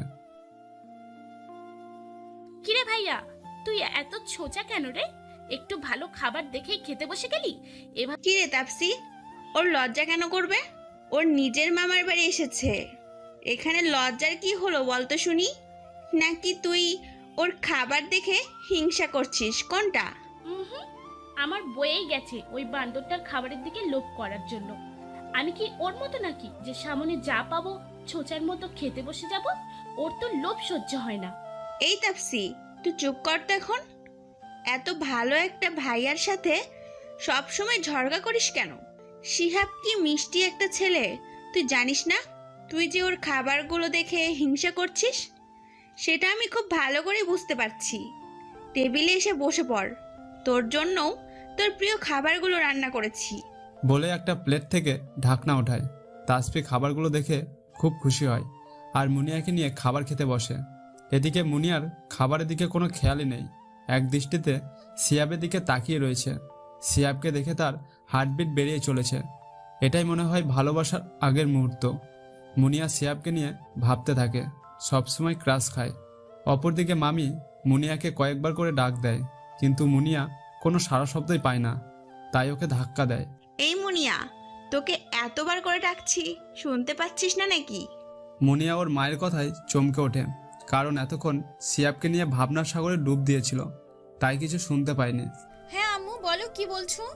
শোন মুনিয়া, আমরা কালকে তাফসিদের বাসায় যাব।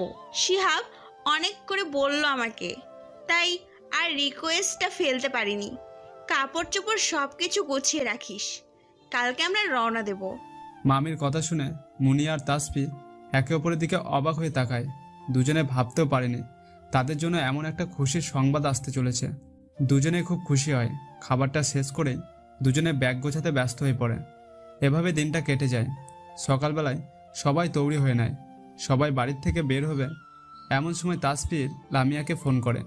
হ্যালো লামিয়া আপু, আমরা আজকে চলে এসেছি, তুমি রাগ করো না। আমি কিন্তু কালকে কলেজে ভাইয়াকে সাথে নিয়ে আসবো আর তোমার সাথে পরিচয় করিয়ে দেব। এই ফাজিল মেয়ে, তোমার ভাইয়ের সাথে পরিচিত হয়ে আমি কি করব? আমার লাগবে না তোমার ভাইয়ের সাথে পরিচিত হও। আরে লামিয়া আপু, এরকম করলে কি হয় নাকি বলো?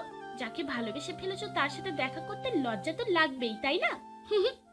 এখন অপেক্ষা করো, কালকে আসছি। এই তাসফি, ফোনটা কেটে দিল। কথা বলা শেষ করার পর মনে মনে হেসে দিলাম, সাথে অনেক লজ্জাও লাগছিল। যাক, কোনো ব্যাপার না, কালকে দেখা যাবে কি করা যায়। এদিকে সিয়াব সবাইকে গাড়িতে বসিয়ে সব কিছু ঠিকঠাক করে নিল। মুনিয়া সিয়াবের পাশের সিটে বসে গেল, কিন্তু তার আগেই তাসফি গিয়ে বসে পড়ল আর শয়তানি একটা হাসি দিল। মুনিয়া একটু রাগ করে পিছনে গিয়ে বসে পড়ল। সবাইকে ঠিকভাবে বসিয়ে দিয়ে গাড়িতে উঠে গেলাম। তারপর লুকিং গ্লাসটা ঠিক করে নিলাম যাতে করে পিছনের সবাইকে দেখতে পারি। সবার প্রস্তুতি ঠিক হয়ে গেল, ড্রাইভ স্টার্ট করলাম। আজকে কী কারণে যেন গাড়িটা চালাতে অনেক ভালো লাগছে। সবাই গল্প শুরু করে দিয়েছে, বিশেষ করে তাসবি, মুনিয়া আর মামি তিনজনে অনেক হাসাহাসি করছে। এদের কাণ্ড দেখে বুঝে গেলাম যে বাসায় যেতে যেতে কানের অবস্থা খারাপ করে দেবে এরা। শেষে কানটাকে আবার আইসিইউতে না ভর্তি করা লাগে। অনেকটা জার্নি করার পর বিকেলে বাসায় পৌঁছে গেলাম। সবাইকে নিয়ে বাসায় ঢুকলাম। মামাকে দেখেই আম্মু এসে জড়িয়ে ধরল। দুই ভাই বোন অনেক দিন পর এক জায়গায় হলে যা হয় আর কি। বাসায় এসে তো সবাই অনেক খুশি, কতদিন পর সবার সাথে দেখা হলো। নিজেদের ব্যাগগুলো গাড়ি থেকে নামিয়ে ড্রয়িং রুমে নিয়ে আসলাম। তারপর নিজের রুমে এসে ফ্রেশ হয়ে নিলাম।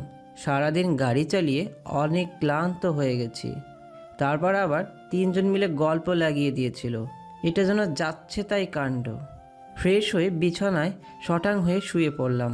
মনটা এখন শুধু একটা কথাই বলছে, শিহাব রে, তুই ঘুমিয়ে পড়, আর জেগে থাকিস না। মনটার কথা শুনে চোখ বন্ধ করলাম। তারপর আল্লাহই জানে কখন ঘুমিয়ে পড়েছিলাম। হঠাৎ করে মনে হলো মুখের উপর বৃষ্টি পড়ছে। আরে আমি তো ঘরে শুয়ে আছি, তো পানি পড়ে কোথা থেকে? চোখ খুলে দেখি তাসবি আর মুনিয়া আমার মুখে পানি স্প্রে করছে। লাফ দিয়ে উঠে পড়লাম। ওই তাসবি, আমাকে কি শান্তিমতো ঘুমাতেও দিবি না নাকি? আচ্ছা মুনিয়া আপু, এখন রাত বাজে 9টা। যে কোনো মানুষ এই এখন খাওয়া দাওয়া করে ঘুমাতে যায়, আর এই বাঁদর সেই থেকে এসে মরার মতো ঘুমাচ্ছে, ওঠার কোনো খবরই নেই। ওই শয়তান পোলা, তোর জন্য আজকে আমরা বিকেলে ঘুরতে যেতে পারিনি। ভাবলাম যে আজকে কত মজা করে ঘুরে বেড়াবো, তোর জন্য কিছুই হলো না। মুনিয়া, এই পেতনির সাথে তুইও শুরু করেছিস? তোরা এখন যা এখান থেকে, আর কালকে বিকালে তোদের নিয়ে ঘুরতে বের হব। আমি অনেক ক্লান্ত, এখন খেয়ে ঘুমিয়ে যাব। তারপর নিচে গিয়ে সবার সাথে খেয়ে নিলাম। রুমে এসে আবার ঘুমিয়ে পড়লাম। পরদিন সকালবেলায় তাসফি একটু সকালে ঘুম থেকে উঠে যায়। তারপর মুনিয়াকে ঘুম থেকে ডেকে তোলে। অজু করে দুজন মিলে নামাজটা আদায় করে নেয়। তারপর দুজনে বসে বসে অনেক সময় গল্প করে। কলেজের সময় হয়ে গেলে তাসফি তৈরি হয়ে সিয়াবের ঘরে চলে যায়। গিয়ে দেখে সিয়াব ল্যাপটপ নিয়ে বসে আছে। তারপর সিয়াবকে রেডি হতে বলে চলে যায়। ল্যাপটপ অফ করে তৈরি হয়ে নিলাম। গাড়ির চাবিটা নিয়ে বাইরে আসতেই অবাক হয়ে গেলাম। মুনিয়া খুব সুন্দর করে সেজেছে। তাসবি আর মুনিয়া দুজনে হাত ধরে দাঁড়িয়ে আছে। মুনিয়া দেখতে এমনিতেই সুন্দর, তারপর আবার হালকা সেজেছে, যেন একটা পরী সামনে দাঁড়িয়ে আছে। দুজনের হাবভাব দেখে বুঝলাম মুনিয়াও তাসবির সাথে কলেজে যাবে, তাই ওদেরকে গাড়িতে বসতে ইশারা দিলাম। গাড়ি স্টার্ট করে ওদেরকে নিয়ে কলেজে চলে গেলাম। তাসবি আর মুনিয়া দুজনে নেমে গেল। আমিও গাড়িটা পার্ক করে ওদের কাছে আসলাম। তারপর মুনিয়াকে নিয়ে কলেজের ভিতরে ঢুকলাম। এদিকে লামিয়া ওর বান্ধবীদের নিয়ে এক জায়গায় বসে আড্ডা দিচ্ছে। কি রে লামিয়া, আজ তো আসিফ ওর ভাইকে নিয়ে কলেজে আসবে, তোর সাথে দেখাও করিয়ে দেবে। তো তুই কি করবি? আমি তো শিহাবকে প্রথম দেখাটাই ভালোবেসে ফেলেছি। আমার তো ওকে দেখিয়ে লজ্জা করে, তবে ওর সাহস দেখলে অনেক ভালো লাগে। ওর চেহারা তো মার্শাল্লাহ, একদম রাজপুত্রের মতো। শিহাবকে দেখলে আমার হার্টবিট বেড়ে যায়। ওর সামনে গিয়ে কি আমি কথা বলতে পারবো? না, কথা বলতেই হবে। কথাগুলো বলতেই সিয়াবের দিকে লামিয়ার চোখ পড়ে, দেখে সিয়াবের সাথে একটা মেয়েও এসেছে, আর মেয়েটা অনেক সুন্দর করে সেজেছে। সিয়াবের সাথে একদম ক্লোজ হয়ে হাঁটছে, সাথে তাসফিও আছে। সিয়াবের সাথে মেয়েটাকে দেখে লামিয়ার মনটা খারাপ হয়ে যায়, কারণ সিয়াবকে অনেক ভালোবাসে। এখন পর্যন্ত সিয়াবকে কোনো মেয়ের সাথে দেখেনি, তাই মনটা খারাপ হয়ে যায়। এইটা আমি কি দেখছি? শিয়াবের সাথে এই মেয়েটাকে? তাসফি তো জানি যে আমি ওর ভাইকে কতটা ভালোবাসি, তাহলে এই মেয়েটাকে কই থেকে জোগাড় করে এনেছে? লামিয়া মনটা খারাপ করে বসে থাকে। আরে লামিয়া, তুই মন খারাপ করছিস কেন? মেয়েটা তো শিয়াবের কোনো আত্মীয় হতে পারে। তুই আগে থেকে কত কিছু ভাবা শুরু করে দিয়েছিস। তাসফি তো বলছেই তোকে যে আজকে শিয়াবের সাথে তোর কথা বলিয়ে দিবে, তাহলে তখনই তুই মেয়েটার ব্যাপারে শুনে নিস। এখন চল ক্লাসে যাই।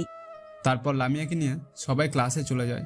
সিয়াব তাসফিকে ক্লাসে দিয়ে বাইরে চলে আসে, তারপর মুনিয়ার সাথে হাঁটতে থাকে। কিরে মুনিয়া, তাসবির কলেজ কেমন লাগলো তোর?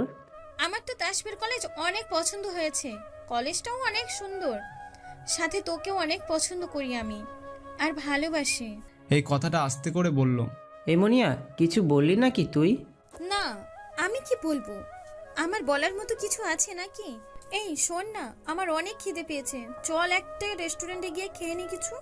আমি সকালে কিছুই খাইনি। এই তোদের কি আর কোনো কাজ নেই নাকি? ছেলেদের সাথে আসলে কি খাওয়া লাগে নাকি? অবশ্য আমারও অনেক খিদে লেগেছে। আচ্ছা চল গিয়ে রেস্টুরেন্ট থেকে খেয়ে আসি। দুজনে মিলে খেতে চলে গেলাম। তারপর অনেক ঘোরাঘুরি করলাম। তাসবির কলেজ শেষ হয়ে গেলে ওকে নিয়ে আসতে গেলাম। গিয়ে দেখি তাসবি কয়েকটা মেয়ের সাথে বসে গল্প করছে। আমাকে দেখেই ডাক দিল। এই ভাইয়া, মুনিয়া আপুকে নিয়ে এদিকে আয়, তোদের সাথে আমার কিউট আপুটার পরিচয় করিয়ে দেব। তাসবির কথা শুনে ওদের কাছে চলে গেলাম। তাসবি আমাদের কাছে এসে দাঁড়ালো। কি রে তাসবি, কার সাথে পরিচয় করিয়ে দিবি? এইখানে যে কিউট আপুটা বসে আছে তার সাথে। ভাইয়া, এই হলো লামিয়া আপু। এইবার অনার্সে 3য় বর্ষে পড়ে, আমাদের কলেজের টপ সুন্দরী। যে কোনো ছেলেই তো তাকে দেখে ফিদা হয়ে যায়। কত যে প্রপোজ পেয়েছে সেটা মনে হয় নিজেও জানে না। আমি ভাইয়ার কানে কানে বললাম, ভাইয়া লামিয়া আপু তোকে ভালোবেসে ফেলেছে। তাসবির কথা শুনে ওর দিকে বড় চোখ করে তাকিয়ে থাকলাম। কি বলে কি তাসবি? এই যে লামিয়া আপু, এইটা আমার ভাইয়া মেহেদি হাসান শিহাব, আর এইটা হলো আমার মামাতো বোন মুনিয়া। গতকালই আমাদের বাসায় এসেছে। তারপর লামিয়া আপুকে সামনে নিয়ে এলাম। এই যে লামিয়া আপু, এখন দুজনে মিলে পরিচিত হও। লামিয়াকে দেখেই তো ফিদা হয়ে গেলাম। এটা যেন কোনো একটা হুড়পড়ি আমার সামনে দাঁড়িয়ে আছে। জান্নাত থেকে মনে হয় ভুল করে নেমে এসেছে। লামিয়ার দিকে হাত বাড়িয়ে দিলাম। হ্যালো লামিয়া, কেমন আছো তুমি? শিয়াবের দিকে হাঁ করে তাকিয়ে আছি। আজকে এত কাছ থেকে দেখতে পাচ্ছি যে খুশির জন্য মুখ থেকে কোনো কথাও বের হচ্ছে না। লামিয়ার দিকে হাত বাড়িয়ে রেখেছি, কিন্তু কোনো কথা বলছে না। এক দৃষ্টিতে আমার দিকেই তাকিয়ে আছে। ওকে হালকা একটু ধাক্কা দিলাম। হ্যালো লামিয়া, কেমন আছো তুমি? শিয়াবে ধাক্কাতে ভাবনা রাজ্য থেকে বের হলাম। তাকিয়ে দেখি হাত বাড়িয়ে রেখেছে। তারপর আমিও হাত বাড়িয়ে দিলাম। হ্যালো, আমি ভালো আছি। জানো, তুমি যেদিন ওই ছেলেগুলোকে মেরেছিলে তখন আমি খুব খুশি হয়েছিলাম, আর তোমাকে দেখে অনেক ভালো লেগেছিল। আজ এই কয়টা বছরের মধ্যে কেউ ওই ছেলেগুলোর সাথে পাঙ্গা নেওয়ার সাহস পায়নি, আর তুমি এসেই ওদেরকে উচিত শিক্ষা দিয়ে দিলে। লামিয়ার কথা বলার ধরন দেখেই হেসে দিলাম। একদম বাচ্চাদের মতো কথাগুলো বলল। তবে তখনই তাসবির কথাগুলো মনে পড়ে গেল। এই লামিয়াই নাকি আমাকে ভালোবাসে? এখনও তো বাচ্চাদের মতোই কথা বলে। আমার তো মনে হচ্ছে যে এখনও বড় হয়নি। আমি হেসে দিতেই লামিয়া আমার দিকে অবাক হয়ে তাকালো। এই, তুমি হাসছো কেন? আমি হাসার মতো কোনো কথা বলেছি নাকি যে এভাবে হাসছো? আরে তুমি এতক্ষণ যেভাবে আমার প্রশংসা করলে সেটা শুনেই আমি হাসি থামাতে পারলাম না। আমার তো মনে হচ্ছে তুমি এখনো বড় হওনি। তুমি তো বাচ্চাদের মতো কথাগুলো বললে, আর চেহারাও তো বাচ্চাদের মতোই। তো এত বড় ক্লাসে পড়ছো কিভাবে? বলেই আবার হাসতে শুরু করলাম। আমার কথাগুলো শুনে বাকিরাও হেসে দিল। এই সিয়া, তুমি কিন্তু একদম ঠিক করছো না। আমি এখনো বড় হইনি, তাই না? আমি এখন অনার্স 3য় বর্ষে পড়ছি, তবুও তুমি বলো যে আমি বড় হইনি। আর সবাই বলে আমি নাকি ছোট মানুষের মতো কথা বলি। তো এতে আমার দোষটা কোথায়? তোমরা সবাই এভাবে হাসলে সবাইকে মারবো কিন্তু, আমি বলে দিলাম। ওরে আল্লাহ, মেয়েটা দেখি রাগ করেছে। আচ্ছা তোমাকে আর এভাবে বলবো না। তোমার তো দেখছি আমার বোনের সাথে ভালো মেল আছে, আমি তো আগে জানতাম না। সেটা তোমার না জানলেও চলবে। তো এখন বলো, তোমার সাথে এই মেয়েটার নাম কি? আর তোমার সাথে কি বিয়ে হয়ে গেছে নাকি? হা হা হা, কি যে ছোটদের মতো কথা বলো না তুমি। এই পেতনিটা হলো আমার মামাতো বোন, ওর নাম হলো মুনিয়া। তোমার সাথেই অনার্স 3য় বর্ষে পড়ালেখা করে, কিন্তু অন্য কলেজে। এখনও মুনিয়া পেতনি তোমার মতোই কথাবার্তা বলে, যেন ছোট মানুষ কথা বলছে। এভাবে সবাই কথা বলতে থাকে। লামিয়া তো শিয়াবের সাথে ভাব জমিয়ে ফেলেছে। কিছুক্ষণের মধ্যে দুজনে বেশ ভালো বন্ধু হয়ে গেছে। কিন্তু মুনিয়ার কেমন যেন খারাপ লাগছে। শিয়াবের সাথে লামিয়াকে দেখতে পাচ্ছে না, কারণ মুনিয়াও শিয়াবকে অনেক ভালোবাসে সেই ছোটবেলা থেকে। কিন্তু কখনোই বলার সাহস হয়ে ওঠেনি, কারণ ছোটবেলায় একবার শিয়াবকে ভালোবাসার কথা বলেছিল, কিন্তু শিয়াব একেবারে না করে দিয়েছিল। সেই থেকে মুনিয়া শুধু মনে মনে শিয়াবকে ভালোবেসে গেছে। শিয়াবের একটা কথা, মামাতো বোনকে সে বিয়ে করতে পারবে না। তার পক্ষে এমনটা করা একেবারেই সম্ভব নয়, কারণ ছোটবেলা থেকে দুজনে একসাথে বড় হয়েছে। নিজের আপন বোনের মতো ভাবে মুনিয়াকে, তাই একেবারেই মুনিয়াকে না করে দেয়। মুনিয়া শিয়াবের দিকে অসহায়ের মতো তাকিয়ে আছে। কিছুক্ষণ পর শিয়াব সবার উদ্দেশ্যে বলে যে সবাইকে নিয়ে রেস্টুরেন্টে খেতে যাবে। সবাই এক কথায় রাজি হয়ে যায়, কারণ অনেক খিদে লেগেছে। দুপুরে কারোর পেটে একটা দানা পানিও পড়ে নাই। শিয়াব সবাইকে নিয়ে রেস্টুরেন্টে চলে যায়। আজকে সবার খাওয়ার বিলটা আমি দেব, সো যার যার মন মতো অর্ডার করে খেয়ে নাও। তারপর মুনিয়া, তাসবি আর লামিয়াকে নিয়ে একটা টেবিলে বসে গেলাম। লামিয়ার বান্ধবীরা অন্য একটা টেবিলে গিয়ে বসে পড়ল। যে যার মতো খাবারের অর্ডার করলো। গল্প করতে করতে সবাই খেয়ে নিলাম। খাওয়া শেষ হলে সবাইকে বাইরে যেতে বললাম, আর ম্যানেজারের কাছে গিয়ে বিলটা মিটিয়ে দিলাম। তখনই বাইরে থেকে তাসবি চিৎকার করে উঠল। তাড়াতাড়ি বাইরে এসে দেখি সেই কলেজের খারাপ ছেলেগুলো ওদের গায়ে হাত দেওয়ার চেষ্টা করছে। মাথাটা তো 100তে 100 গরম হয়ে গেল। এক দৌড়ে তাসবির কাছে গেলাম।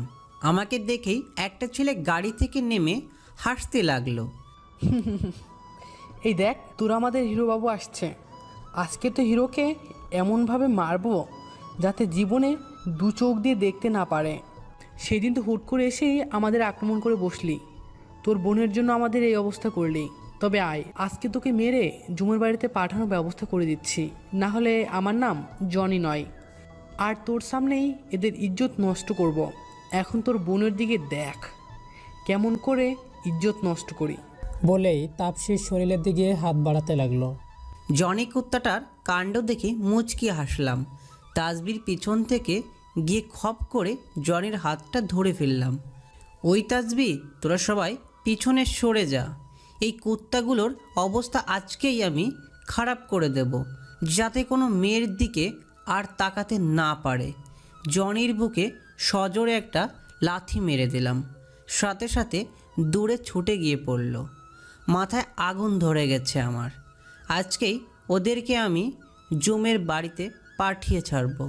শিহাব সবকটাকে ইচ্ছে মতো মারতে লাগলো। চারপাশে অনেক মানুষ এসে জমা হয়ে গেছে। শিহাব যেন একটা নেকড়ে হয়ে গেছে।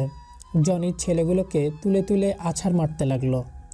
এদিকে তাপসী, লামিয়া আর মুনিয়া এক জায়গায় দাঁড়িয়ে আছে। শিহাবের মারার ধরন দেখে বুঝে গেছে যে আজকে ওদের আর রক্ষা নেই। জনি উঠে গিয়ে শিহাবকে মশাল আটের মার দেয়। সাথে সাথে শিহাব কয়েকটা দূরে গিয়ে পড়ে। তাপসী ভাইয়া বলে চিৎকার দিয়ে ওঠে। হাতের ইশারা করে তাসবিকে চুপ করে থাকতে বললাম। না, এবার আমারও আসল ফাইট শুরু করে দিতে হবে। মার্শাল আর্টের ফাইট তো, তাহলে জনির সাথে এবার করতেই হয়। জনি তো জানে না যে এই শিহাব কোন লেভেলের মার্শাল আর্ট আর্টিস্ট। মাটি থেকে উঠে জনির দিকে ঘুরেই মারামারি শুরু করে দিলাম।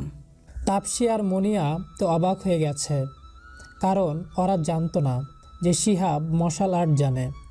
দুজনে শিহাবের দিকে অবাক হয়ে তাকিয়ে আছে, কিন্তু লামিয়া অনেক ভয় পাচ্ছে, কারণ সে এসব মারামারি দেখতে পারে না। তার অনেক ভয় করে।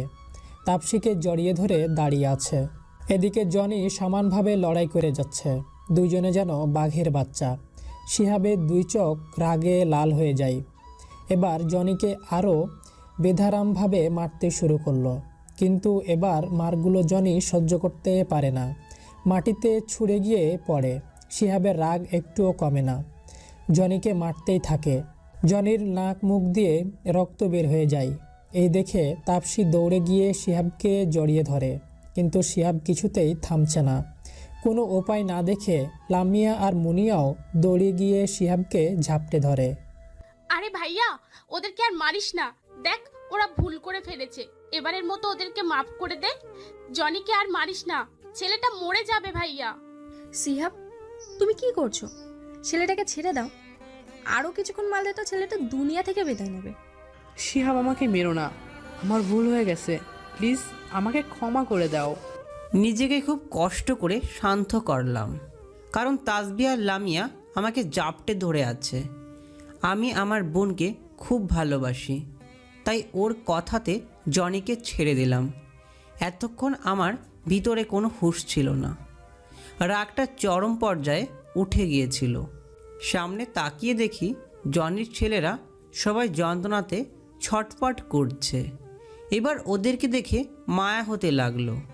এই জনি, তুই কি জানিস যে আমার বোনকে আমি কতটা ভালোবাসি? আরে শুধু কি আমার বোন নাকি, তোর যদি বোন থেকে থাকে তাহলে তাকেও নিজের বোনের মতোই ভাবি। আরে এটা তো তোরও বোন, তাই না? তাহলে এইভাবে ওদেরকে বিরক্ত করিস কেন? নিজের বোন ভেবে এখন থেকে সব মেয়েদেরকে সম্মান করবি। তারপর তাসবি আর লামিয়াকে নিয়ে চলে আসতে লাগলাম। চারপাশে যেসব লোকজন জড়ো হয়েছিল সবাই জনের প্রতি ঘৃণা করতে লাগলো, তাকে বিভিন্ন কথা শোনাতে লাগলো। কিন্তু জনি এসব কথাতে কান না দিয়ে পকেট থেকে পিস্তলটা বের করে তারপর শিহাবের দিকে তাক করে পরপর 3টা গুলি করে দেয়। হঠাৎ করে পিছন থেকে পিঠে কয়েকটা গুলি লাগলো। প্রচণ্ড ব্যথায় মনে হলো প্রাণটা এক্ষুনি বের হয়ে যাবে। পৃথিবীটা মনে হলো চারিপাশে ঘুরছে। আমার এই অবস্থা দেখে তাসবি ভাইয়া বলে চিৎকার করে উঠল, কিন্তু ওর কথাগুলো কেমন যেন প্রতিধ্বনি হয়ে আমার কানে আসতে লাগলো। সামনের সব কিছু ঝাপসা দেখতে লাগলাম। দূরে চোখ পড়তেই দেখি তাহসিন আমার দিকে দৌড়ে আসলো, এসেই আমাকে ধরে ফেললো। বাবা মায়ের কণ্ঠও শুনতে পেলাম। তাহসিন, জনিকে আর ওর ছেলেগুলো হাসপাতালে ভর্তি করাবি, আর আমার নিয়ে চিন্তা করা লাগবে না, আমি একদম ঠিক আছি। ওই, তোর মাথাটা কি পুরোই খারাপ হয়ে গেল নাকি? তুই নিজে এখন মৃত্যুপথের যাত্রী আর বলছিস ওদেরকে হাসপাতালে নিয়ে যেতে? হ্যাঁ, এই তাসফি, শিহাবকে গাড়িতে তোল, হসপিটালে নিতে হবে। আস্তে আস্তে শিহাবের চোখটা বন্ধ হয়ে আসলো। সবাই মিলে শিহাবকে নিয়ে হসপিটালের দিকে যাত্রা শুরু করলো। তাপসী মুনিয়া জড়িয়ে ধরে কান্না করছে আর ভাইয়া বলে চিৎকার করছে। একটু পর সবাই শিহাবকে হসপিটালে নিয়ে আসে। তাহসিন গিয়ে ডক্টরকে ডাক দেয়। ডক্টর এসে শিহাবকে এই অবস্থা দেখে অপারেশন রুমে নিয়ে যায়। তাপসী মুনিয়াকে জড়িয়ে ধরে কান্না করতে থাকে। এই মুনিয়া আপু, আমার ভাইয়ার যেন কিছু না হয়। আমি আমার ভাইয়াকে খুব ভালোবাসি, ভাইয়ার কিছু হয়ে গেলে আমি বাঁচতে পারবো না। সে তাসবিকে সান্ত্বনা দিতে থাকে। এই তাসবি, পাগলের মতো কথা বলো কেন? তোমার ভাইয়ের কিচ্ছু হবে না, আমরা সবাই আছি তো। সবাই শিহাবের জন্য কান্না করছে, কারণ গুলি পরপর 3টা লেগেছে। লামিয়া শিহাবকে ভালোবেসে ফেলেছে, তাই আরও বেশি কষ্ট পাচ্ছে। শিহাবের বাবা মা একটা বেঞ্চে বসে আছে। শিহাবের মা খুব কান্নাকাটি করছে।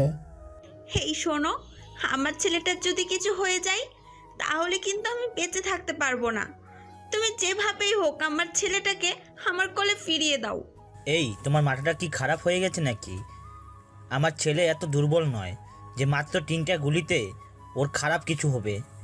আমার ছেলে একজন রক্ষক, আল্লাহ ওকে সাহায্য করবে। আমার ছেলের কিছুই হবে না। চুপ, এখন একটু নিজেকে শান্ত করো। সবাই কেবিনের বাইরে অপেক্ষা করতে থাকে। একটু পর ডক্টর বেরিয়ে আসে। তাহসিন ডক্টরের সামনে গিয়ে দাঁড়ায়। দেখুন, রুগীর শরীর থেকে বেশ খানিকটা রক্ত বের হয়ে গেছে। 1 ব্যাগ রক্ত লাগবে এক্ষুনি, না হলে রুগীর সাথে খারাপ কিছু হয়ে যাবে। ডক্টর কি বলছেন এসব খারাপ কথা? আমার বন্ধুর কিছুই হবে না।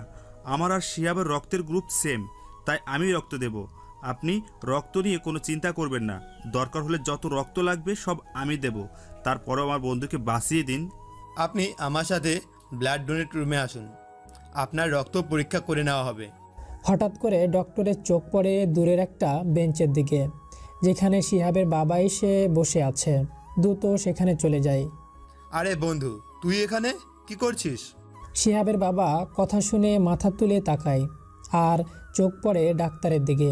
সাথে সাথে দুইজন মিলে জড়িয়ে ধরে। আরে দোস্ত, তুই তাহলে এখানের বড় ডক্টর হয়েছিস। এখন তোর কাছে যে রোগীটা আছে সেটা আমারই ছেলে। তুই আমার মানিকটাকে বাঁচিয়ে দে ভাই, তোর কাছে চিরকৃতজ্ঞ থাকবো। কি বলিস তুই? ওইটা তোর ছেলে? আমি তো এটা জানতামই না। আমাকে এক্ষুনি অপারেশন রুমে যেতে হবে, পরে কথা হবে তোর সাথে। আগে তোর ছেলেকে সুস্থ করে নেই। বলে ডক্টর তাহসিনকে সাথে করে নিয়ে যায়। শিহাবের বাবার মুখে এক ঝলক হাসির রেখা ফুটে উঠেছে। দুই হাত তুলে আল্লাহর কাছে শুকরিয়া আদায় করে।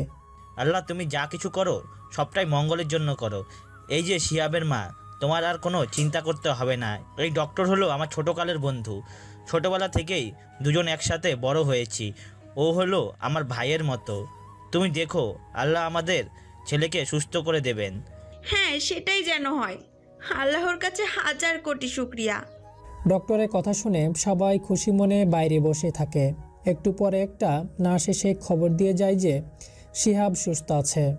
কেউ যেন আর চিন্তা না করে, অপারেশন একটু পরেই শেষ হয়ে যাবে। কথাটা শুনে সবাই স্বস্তি নিঃশ্বাস ফেলে। আধা ঘন্টা পরে ডক্টর অপারেশন রুমের বাইরে চলে আসে। শিহাবের বাবা এগিয়ে যায় ডক্টরের কাছে। এই যে আমার বন্ধু, তোর ছেলেরে যে বন্ধুটা রক্ত দিয়েছে, সত্যি ছেলেটা খুব ভালো। না হলে আজকাল কেউ কোনো বন্ধুর জন্য এতটা করে। ভাগ্যিস সময় মতো রক্তটা দিয়েছিল, না হলে তো খারাপ কিছু হয়ে যেত। এই বন্ধু, শুধু কি আমার ছেলের বন্ধুর প্রশংসা করে যাবি নাকি? তুই যদি না থাকতি তাহলে আমার ছেলেটাকে এত যত্ন করে অপারেশন কে করাতো বল? আল্লাহ তো তোকে আমার ছেলের জন্যই পাঠিয়েছে। অনেক ভালো যে তুই এখানে আছিস। আরে তুই কি শুধু আমার সাথেই কথা বলবি নাকি? তোর ছেলের জ্ঞান ফিরে আসবে। তোরা সবাই ভিতরে চলে যা, ওর ভালো করে যত্ন নিস। আমি এখন গেলাম, আমার আরও রোগী দেখতে হবে। সবাই ডক্টরকে ধন্যবাদ জানিয়ে ভিতরে প্রবেশ করে। দেখে শিহাব শুয়ে আছে। শিহাবের মা গিয়ে শিহাবের পাশে বসে, আর বাকিরা চারপাশ ঘিরে দাঁড়িয়ে পড়ে। শিহাব বাবা, চোখ খোল। দেখ, আমি তোর মা এসেছি তোর কাছে। একটাবার চোখ খুলে আমাকে দেখ বাবা। আমার অনেক খারাপ লাগছে। প্লিজ এভাবে কথা না বলে থাকিস না। শিহাব মায়ের কথা শুনে আস্তে করে চোখ মেলে তাকায়। শিহাবের জ্ঞান এসেছে দেখে সবাই অনেক খুশি হয়। শিহাব মায়ের দিকে তাকিয়ে হালকা করে হাসি দেয়। আরে আম্মু, আমার কিছুই হয়নি, সামান্য কয়েকটা গুলি লেগেছে মাত্র, সেটাতে আমার কিছুই হবে না। শিয়াব, তোর এই অবস্থা এই জনি জানোয়ারটা করেছে। আমি ওদেরকে শেষ করে ফেলবো। তুই শুধু একবার আমাকে অনুমতি দে। এই তাহসিন, পাগলামি করিস না। ছেলেটা বুঝতে পারিনি, ওদেরকে আমি ক্ষমা করে দিয়েছি। আসলে তাসবির গায়ে হাত দেওয়ার চেষ্টা করেছিল ছেলেটা, তাই ওকে মেরেছিলাম। কিন্তু রাগের ঘোরে ওদেরকে বেশি মেরেছিলাম। ওরাও তো সবাই অনেক আহত হয়েছে। সবাইকে কি হাসপাতালে ভর্তি করেছিস? হ্যাঁ, করেছি ভর্তি। তোর নিজের জীবন এদিকে বিপন্ন, অন্যদিকে তুই ওদেরকে নিয়ে চিন্তা করছিস। আমার ইচ্ছা ছিল না, কিন্তু তোর কথা আর ফেলতে পারলাম না। ওদের সবাইকে হসপিটালে ভর্তি করেছি। কিন্তু আমি তো একটা জিনিস বুঝতেই পারলাম না, তুই এখানে কিভাবে আসলি? আর তোকে জানালো কে যে আমি এখানে আছি? তাসফি আমার কাছে ফোন করে বলেছিল। যখন শুনলাম তুই জনির সাথে মারামারি করেছিস, তখনই বুঝে গেলাম কিছু একটা হবেই। আর সেটাই হলো, জনি তোর সাথে বিশ্বাসঘাতকতা করে তোকে পিছন থেকে আঘাত করলো। আরে ওদের কথা এখন বাদ দে তো। লামিয়ার দিকে তাকালাম, দেখি মেয়েটার চোখগুলো ফুলে আছে। নিশ্চয়ই আমার জন্য কান্না করছে। কি জন্য কান্না করছে সেটা তো আমি জানি, কারণ মেয়েটা আমাকে খুব ভালোবাসে। কিন্তু সমস্যা হলো মুনিয়াও আমাকে অনেক ভালোবাসে। আরে ছোটোবেলার থেকেই ভালোবেসে আসছে, কিন্তু ওকে তো আমার নিজের বোনের মতোই ভালোবাসি। ওকে কখনো নিজের জীবনসঙ্গী হিসাবে গ্রহণ করতে পারবো না। কিন্তু মেয়েটা অনেক ভালো। এরকম একটা মেয়েকে যে কোনো ভালো ছেলে বিয়ে করতে রাজি হয়ে যাবে। মনিয়াও অনেক কান্না করছে দেখলাম। সবাই আমাকে নিয়ে এত কান্না করার কি আছে? আমি তো সুস্থ আছি। তবে লামিয়ার মুখ থেকে ভালোবাসি কথাটা বের না করে ছাড়ব না। আজকে থেকে ওর উপরে আমি ভাগ বসিয়ে দিলাম। লামিয়া আমাকে অনেক ভালোবাসে, সেটার অনেক আভাস আমি ওর থেকে পেয়েছি। সো ওকে আমার বউরানী করব। লামিয়ার কথাগুলো ভেবে মনে মনে হেসে দিলাম। তখনই আম্মু আমার মাথায় হাত বোলাতে লাগলো। কি রে বাবা, তোর শরীর এখন কেমন লাগছে? তোর কোনো কষ্ট হচ্ছে না তো? আরে না আম্মু, আমার কিছুই কষ্ট হচ্ছে না। আমি একদম ঠিক আছি, কিন্তু বুকের মধ্যে একটু ব্যথা করছে, কারণ গুলিটা যে এসে একেবারে সেনসিটিভ জায়গায় লেগেছে। তুই একদম চিন্তা করিস না বাবা, আল্লাহর রহমতে ঠিক হয়ে যাবি। এই যে আব্বু, কেমন আছো তুমি? তখন থেকেই দেখে যাচ্ছি তুমি আমার পাশে বসেই আছো, কিন্তু কোনো কথা বলছো না। শিহাব বাবা, তুই ভালো আছিস? এটাই আমার আনন্দের সীমা নেই। আমি তোদের হাসিমাখা মুখগুলো দেখেছি শুধু। আমার যে এটার থেকে আর বেশি কিছু চাওয়ার নেই। তোর যখন গুলি লাগলো তখন তোর মাকে সান্ত্বনা দিতেই আমার অবস্থা খারাপ হয়ে গিয়েছিল। আমি তো নিজেই নিজেকে শান্ত করতে পারছিলাম না। নিজের পায়ের নিচ থেকে মাটি সরে গিয়েছিল, কিন্তু আমার এক বন্ধুর জন্য শান্ত হতে পেরেছি। সে তোর অপারেশনটা করেছে। তোমার সেই বন্ধুর প্রতি আমি সারা জীবন ধরে কৃতজ্ঞ থাকব। আচ্ছা বাবা, জনি আর ওর ছেলেদের কি অবস্থা? তুই এখনও ওদের কথা বলে যাচ্ছিস শিয়াব? যে শয়তানটা তোকে এমনভাবে গুলি করে মারার চেষ্টা করলো তার কথা তুই বলেই যাচ্ছিস? বাবা, তোমাকে একটা কথা বলি। বুঝলাম জনি আমাকে মেরেছে, তাই বলে কি আমিও তাকে একইভাবে আঘাত করব? তুমি তো নিজের ধর্মীয় পথে আমাকে সারা জীবন থাকতে বলেছ, তুমি নিজেও আছো। আমাদের ইসলাম ধর্মে কি শত্রুকে সংশোধনের সুযোগ না দিয়ে তার ক্ষতি করার কথা আছে? নবীজিও তো শত্রুদের ক্ষমা করে দিতেন, তা আমিও করলাম। ওরা কোথায় আছে বলো, আমি নিজে গিয়ে ওদের দেখে আসব। তুই ওদের জন্য এত চিন্তা করিস না। তুই কি ভুলে গেছিস যে জনি কার ছেলে? ওর বাবা ওকে দেখতে এসেছে আর সমস্ত কিছু দেখাশোনা করেছে। তবুও তুই যখন দেখা করবি তবে আগে সুস্থ হয়ে নে, তারপর দেখে আসবি। আচ্ছা, এখন দুপুরের খাবার সময় হয়ে গেছে, তোর জন্য খাবারটা নিয়ে আসি। বাবা খাবার আনতে চলে গেল, বাকিরা সবাই ফ্রেশ হতে চলে গেল, কিন্তু লামিয়া ঠাই দাঁড়িয়ে আছে, আমার কাছেও আসছে না। আমি নিজেই ওকে ডাক দিলাম, এই লামিয়া, আমার সামনে এসে বসো। আস্তে করে শিয়াবের পাশে গিয়ে বসলাম। মাথা তুলতে পারছি না, কেন জানি না অনেক লজ্জা লাগছে। কোনো কথা মুখতে বের হচ্ছে না, বুকের হার্টবিট বেড়েই চলেছে। এই যে মিস, তোমার আবার কি হলো? তোমার চোখ দুটো তো ফুলে গেছে। তুমি তো কান্না করেছো, কিন্তু কান্নাটা করলে কেন বলো তো? আমি কোনো মানুষের দুঃখ দেখতে পারি না। তোমার সাথে যা ঘটলো সেটা থেকে নিজেকে কন্ট্রোল করতে পারছিলাম না। প্রথমে ভয় পেয়েছিলাম তোমার মারামারি দেখে, কিন্তু পরে যখন তোমার শরীরে গুলি মেরে দিল তখন যেন পুরো দুনিয়া আমার চোখে ঘুরছিল। তুমি আমাদেরকে বাঁচাতে গিয়ে নিজের জীবনকে বিলিয়ে দিচ্ছিলে। নিজেকে কন্ট্রোল করতে পারিনি। তোমার সাথে প্রথমে তো ওইটুকু কথা বলাতে দুজনেই তো ভালো বন্ধু হয়ে গেলাম। বন্ধু মানেই তো নিজের আপন, আর নিজের আপন কোনো মানুষ যদি বিপদে পড়ে তাহলে তো কান্না আসবে। শুধু ভালো বন্ধুত্বের জন্যই কি এত বেশি কান্না করেছিলে, নাকি অন্য কিছু আছে? লামিয়া শিয়াবের কথায় একটু চমকে উঠল। শিয়াব কি বুঝে গেল নাকি যে আমি ওকে ভালোবাসি? না, ওকে এখনো বলা যাবে না। সময় আসলে ওকে প্রপোজ করে দেবো। আরে না, অন্য কিছু কি থাকবে? তুমি এত বেশি বোঝো কেন সবসময়? হ্যাঁ, আমি এখন গেলাম, ফ্রেশ হয়ে আসি, তুমি রেস্ট নাও। বলে লামিয়া প্রায় দৌড়ে চলে গেল। লামিয়ার চলে যাওয়া দেখে না হেসে পারলাম না। সত্যিই মেয়েটা খুব লাজুক আর ভীতু। আমার তো এরকমই একটা লজ্জাবতী বউ চাই। এগুলো ভাবছি, আর তখনই আম্মু খাবার প্লেট নিয়ে ভিতরে আসলো। এই যে বাবা, তোর জন্য খাবার নিয়ে আসলাম, তোর পছন্দের খাবার। এখন আমি নিজের হাতে খাওয়িয়ে দিব, তুই সবগুলো খেয়ে নিবি। তোমার হাতের খাওয়াটা কি মিস করা যায় নাকি আম্মু? ছোটবেলা থেকেই তো তুমি খাইয়ে দিয়ে আসছো, এখন সুন্দর করে খাইয়ে দাও তো। আম্মু আমার পাশে বসে খাইয়ে দিতে লাগলো। কিছুক্ষণ পর আম্মু আমার মাথায় হাত বুলাতে লাগলো। আচ্ছা আম্মু, এত হাত বুলাচ্ছ কেন বলো তো? নিশ্চয়ই কোনো উদ্দেশ্য আছে, তো বলে ফেলো তো দেখি। কি জানতে চাও এত? আমি তো কোনো কথা তোমার থেকে গোপন রাখি না। আচ্ছা, এই যে নতুন একটা মেয়েকে দেখলাম, তোর গুলি লাগার পরে প্রচুর পরিমাণে কাঁদছিল, আবার তোর অনেক যত্নও করেছে। মেয়েটা তো দেখতে মাশাল্লাহ একদম হুড়পড়ির মতো দেখতে। একে আমার বৌমা করলে তো খুব খুশি হতাম। যাক, তাহলে আল্লাহ মনে হয় তোমার কথা শুনেছে। শোনো আম্মু, মেয়েটা শুধু দেখতেই সুন্দর সেটা না, ওর মনটাও খুব ভালো, কিন্তু একটু ভীতু আর কি। আর আম্মু, খুশির সংবাদ হলো মেয়েটা আমাকে অনেক ভালোবাসে।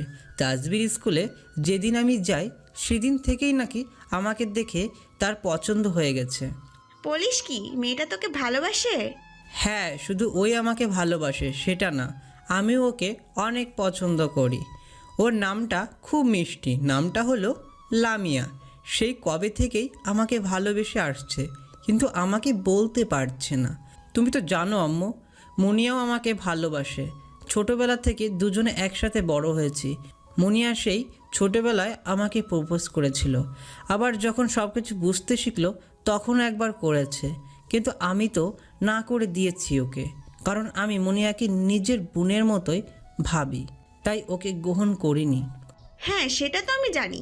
তুই তো বলেই দিয়েছিস যে মুনিয়াকে তুই বিয়ে করতে পারবি না।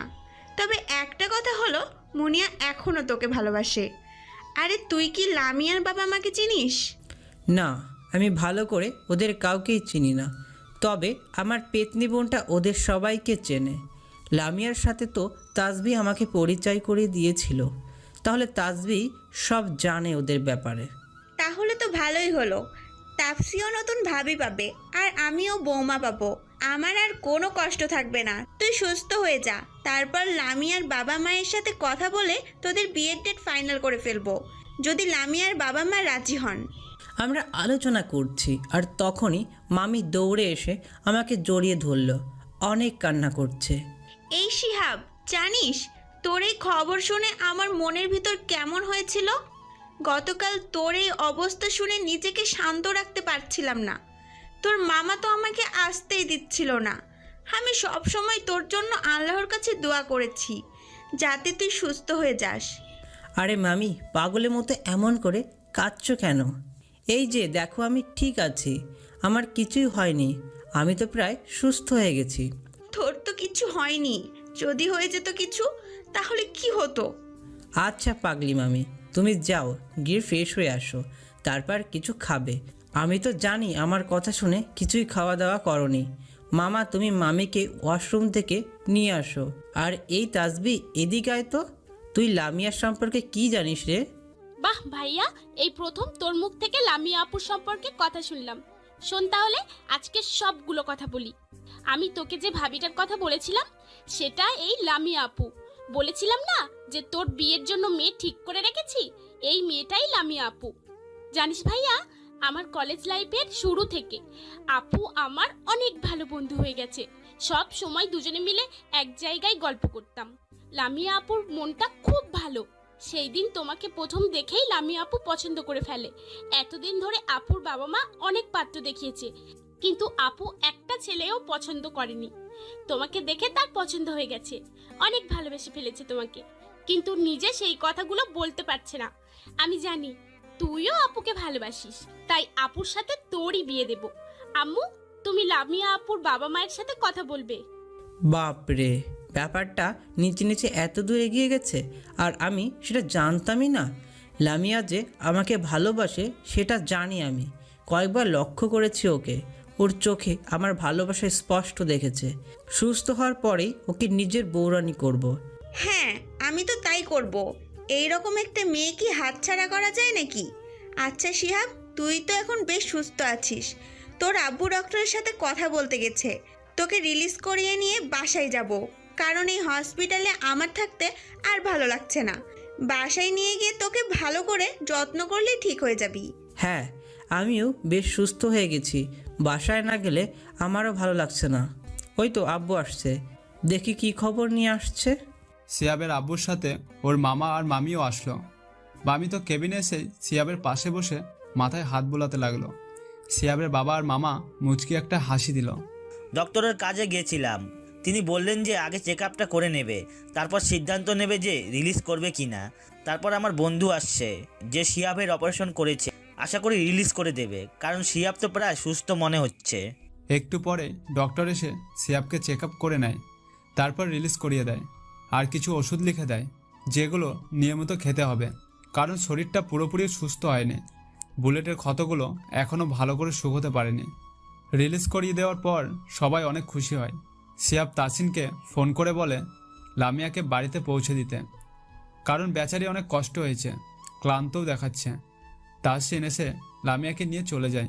বাকিরা সবাই মিলে সিয়াবকে বাসায় নিয়ে আসে, রুমে নিয়ে গিয়ে আলতো করে শুয়ে দেয়।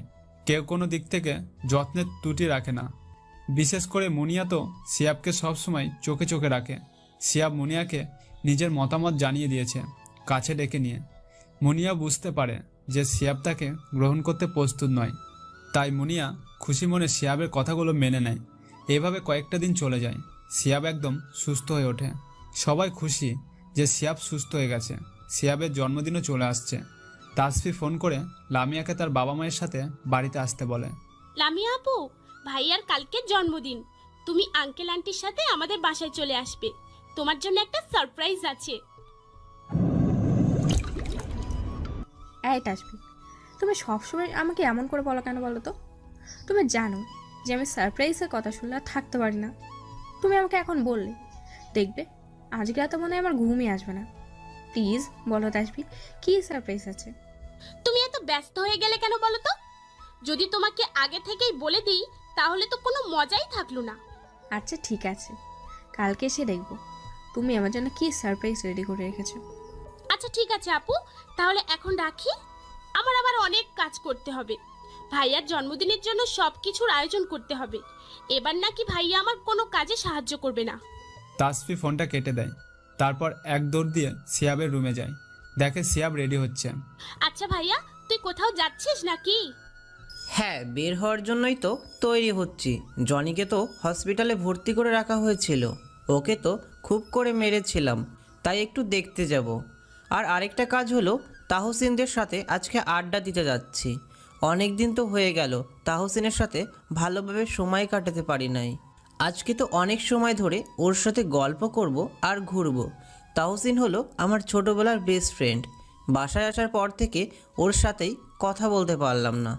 আচ্ছা তাসবি, তাহলে তুই থাক, আমি ঘুরে আসি। আর হ্যাঁ, তোর জন্য কিছু নিয়ে আসবো নাকি? আমার জন্য তো কি নিয়ে আসতে হবে সেটা তুই জানিসই। আমি চকলেট খেতে অনেক পছন্দ করি, তুই আমার জন্য অনেকগুলো চকলেট নিয়ে আসবি। তাসবির কথা শুনে মুচকি হাসলাম। পাগলিটা সবসময় চকলেট খেতে চায়। আচ্ছা ঠিক আছে, তোর জন্য চকলেট নিয়ে আসবো। তাসবিকে বিদায় জানিয়ে বাসা থেকে বের হয়ে গেলাম। তারপর তাহসিনকে ফোন করলাম। এই তাহসিন, তুই কই রে? আমি তো বাসায় আছি এখন। তোর কিছু হয়েছে নাকি? দূর, আমার আবার কি হবে? তুই এখনই হসপিটালের সামনে আয় তো, জনির সাথে দেখা করব। বেচারার শরীর এখন কেমন আছে দেখে আসি। কি বলিস তুই? তোর মাথা কি সত্যি খারাপ হয়ে গেল নাকি? যে মানুষটা তোকে গুলি করলো তার সাথে তুই দেখা করতে যাবি? তাহসিন, তুই এত কথা বলিস কেন রে? আমি ওকে ক্ষমা করে দিয়েছি, এখন তুই আমার সাথে যাবি কি না তাই বল। যাওয়া ছাড়া আমার আর কি করার আছে? আচ্ছা ঠিক আছে, তুই দাঁড়া, আমি আসছি। একটু পরে তাহসিন আসলে দুজনে মিলে রওনা দিলাম। হসপিটালে পৌঁছে গেলাম। তাহসিন আমাকে জনির কেবিনে নিয়ে গেল। তাহসিন নিজে এসে জনিকে ভর্তি করেছিল, তাই আর কারো থেকে শোনা লাগলো না। জনির কেবিনে গিয়ে দেখলাম জনি শুয়ে আছে। জনি, কেমন আছো তুমি? জনি কণ্ঠটা শুনে সিয়াবের দিকে তাকায়। শিহাব, আমি সত্যি লজ্জিত। আমি আগে অনেক খারাপ ছিলাম। কেমন করে যে এই খারাপ পথে চলে এসেছি সেটা আমি জানি না। আগে শুধু মেয়েদেরকে টিস করে বেড়াতাম আর খুব মজা নিতাম, কিন্তু কেউ আমাকে কখনো এই কাজে বাধা দেয়নি। সেই দিন একমাত্র তুমিই ছিলে যে আমাকে এই কাজের জন্য বাধা দিয়েছিলে। তুমি আমাকে এই কাজের জন্য যখন মারলে তখন আমি অনেক রেগেছিলাম। তোমাকে মারার জন্য সত্যিই আমি খুব দুঃখিত। আমি সেদিন তোমাকে অনেক বেশি মেরে ফেলেছিলাম। আচ্ছা, এসব কথা এখন বাদ দেওয়া যাক। তোমার শরীর এখন কেমন আছে? হ্যাঁ, এখন বেশ ভালো আছি। তোমাকে তো আমি গুলি করেছিলাম। এখন তোমার শরীর কেমন আছে? হ্যাঁ, এখন অনেক ভালো আছি। আচ্ছা জনি, তাহলে আমি এখন আসি, আমার অনেক কাজ আছে। জানি। আচ্ছা ঠিক আছে, যাও। জনি থেকে বিদায় নিয়ে বাইরে চলে আসলাম। যাক, জনি নিজের ভুলটা তো বুঝতে পেরেছে, এটাই অনেক। তারপর তাসবির জন্য অনেকগুলো চকলেট নিয়ে বাসায় ফিরলাম। কলিং বেল বাজাতেই তাসবি এসে দরজা খুলে দিল। এই পেতনি, ধর তোর জন্য আইসক্রিম নিয়ে আসছি। তাসফি আইসক্রিমগুলো পেয়ে অনেক খুশি হয়, তারপর নিজের ঘরে চলে যায়। তাসফি খুশি হয়েছে দেখে সিয়াবও অনেক খুশি হয়। সিয়াব শুধু একটা জিনিসই আল্লাহর কাছে থেকে চায়, সেটা হলো আল্লাহ যেন তার পরিবারকে সবসময় খুশি রাখে। সিয়াব শুধু ভাবতে থাকে যে তার পরিবারকে কিভাবে খুশিতে রাখা যায়, বিশেষ করে তার ছোট বোনটাকে কিভাবে খুশি করা যায়। সিয়াব তাসিনকে নিয়ে নিজের রুমে চলে যায়, তারপর বাকি বন্ধুদেরকে ফোন করে বাসায় আসতে বলে। একটু পরে সবাই আসলে সিয়াব আড্ডাটাকে জমিয়ে ফেলে। হঠাৎ করে তাসফি সবার আড্ডার মাঝখানে চলে আসে। ভাইয়া, তোর সাথে আমার কিছু গুরুত্বপূর্ণ কথা আছে, আমার সাথে একটু বাইরে আয় তো। আচ্ছা চল বাইরে। তারপর তাসবির সাথে বাইরে গেলাম। কিরে, কি হয়েছে, এভাবে ডেকে নিয়ে আসলি কেন? আরে গাধা, এত তাড়াতাড়ি দেখি সব কিছু ভুলে যাস। কালকে তো তোর জন্মদিন, লামিয়া আপুকে দাওয়াত দিয়ে দিয়েছি, আর আম্মু লামিয়া আপুর আব্বু আম্মুর সাথে কথা বলছে। তারা তো তোকে একেবারে জামাই হিসেবে মেনে নিয়েছে। এদিকে লামিয়া আপুও তোর প্রেমে একেবারে হাবুডুবু খাচ্ছে। কালকে লামিয়া আপুকে প্রপোজ করার জন্য সবকিছু রেডি করতে হবে, তো সেই সবকিছুই দেখছি তুই ভুলে গেছিস। সরি রে, সব কিছু কেমন করে জানি মাথা থেকে বের হয়ে গিয়েছিল। আমি আজকে রাতেই তাহসিনকে নিয়ে সব কিছু রেডি করে ফেলেছি, তুই কোনো চিন্তা করিস না। তাসবির সাথে কথাবার্তা বলে বন্ধুদের কাছে চলে আসলাম। আড্ডা শেষ করে তাহসিনকে সব কিছু জানালাম। দেখ দোস্ত, আজ রাতের মধ্যেই সব কিছু শেষ করতে হবে। কালকে লামিয়াকে অনেক বড় একটা সারপ্রাইজ দেব। আরে এসব নিয়ে কোনো চিন্তা করিস না, আমি ঠিক যেভাবে বলবো সেভাবেই কাজ করবি, দেখবি লামিয়া খুশি না হয়ে পারবেই না। ধন্যবাদ দোস্ত, তুই আমার পরাণের বন্ধু রে। ওরে মনে বন্ধু ছাড়া লাইফ ইম্পসিবল, আজকে বুঝলাম। এই তোর কি আজকে ভূতে ধরলো নাকি রে? জীবনে তোর মুখ থেকে আমায় নিয়ে একটা ভালো কথা শুনলাম না, আর আজকে তো একেবারে প্রশংসা উল্টে পড়ছে। সবটাই তাহলে ওই লামিয়ার জন্য, তাই না? লামিয়া আমার সম্পর্কে ছোট বোন হয়, ওর জন্যই আজকে এত ভালো কথা শুনতে পারলাম। যাক, আমার জীবনটা ধন্য। হঠাৎ করে তাসফি সবার আড্ডার মাঝখানে চলে আসে। তাসিনের কথা শুনে সে আবার তাসফি হেসে দেয়। তারপর সবাই মিলে অনেক মজা করে। রাতের জন্মদিনের সমস্ত আয়োজন শেষ করে ফেলে। বিশেষ করে লামিয়ার জন্য ছাদের উপরে খুব সুন্দর করে ডেকোরেশন করে এই আয়োজন দেখে সবাই অনেক খুশি। সব কিছু দেখাশোনা করে তারপর মায়ের কাছে গেলাম। গিয়ে দেখি মনিয়ার আম্মু গল্প করছে। কিরে মনিয়া, শুধু কি আম্মুর সাথে গল্প করেই জীবন কাটিয়ে দিবি নাকি? কোনো কাজই তো করিস না। এই যে ভাইয়া, একদম না জেনে কথা বলবে না। এত সময় ধরে খালামুনির সাথে কাজ করলাম, এখন দুজনেই অনেক ক্লান্ত। আম্মুর কাছে গিয়ে অনেক সময় ধরে গল্প করলাম। এইভাবেই রাতটা কেটে গেল। পুরো দিনটা ভালোভাবে কেটে গেল। সন্ধ্যার সময় ইনভাইটেড গেস্টরা চলে আসলো। সবাই মিলে ইয়া বড় একটা কেক নিয়ে আসলো। কেকটা কাটা শেষ হয়ে গেলে লামিয়াকে নিয়ে ছাদে চলে গেলাম। সেখানে লামিয়াকে আমার প্ল্যান মতো প্রপোজ করলাম। লামিয়া তো এইভাবে সারপ্রাইজ পেয়ে খুশিতে আত্মহারা। সব কিছু প্ল্যান মতো ভালোভাবে শেষ হয়ে গেল। এদিকে সিয়াবের বাবা মা বিয়ের সমস্ত কথা শেষ করে ফেললো। সবাই অনেক খুশি। আর হ্যাঁ পাঠক বন্ধুরা, আমিও অনেক খুশি। সবাইকে বিয়ের দাওয়াত দিলাম, এসে খেয়ে যাবেন। এভাবেই শেষ হলো আরেকটি ভালোবাসাময় জীবনের গল্প। ভালো থাকবেন সবাই, ধন্যবাদ।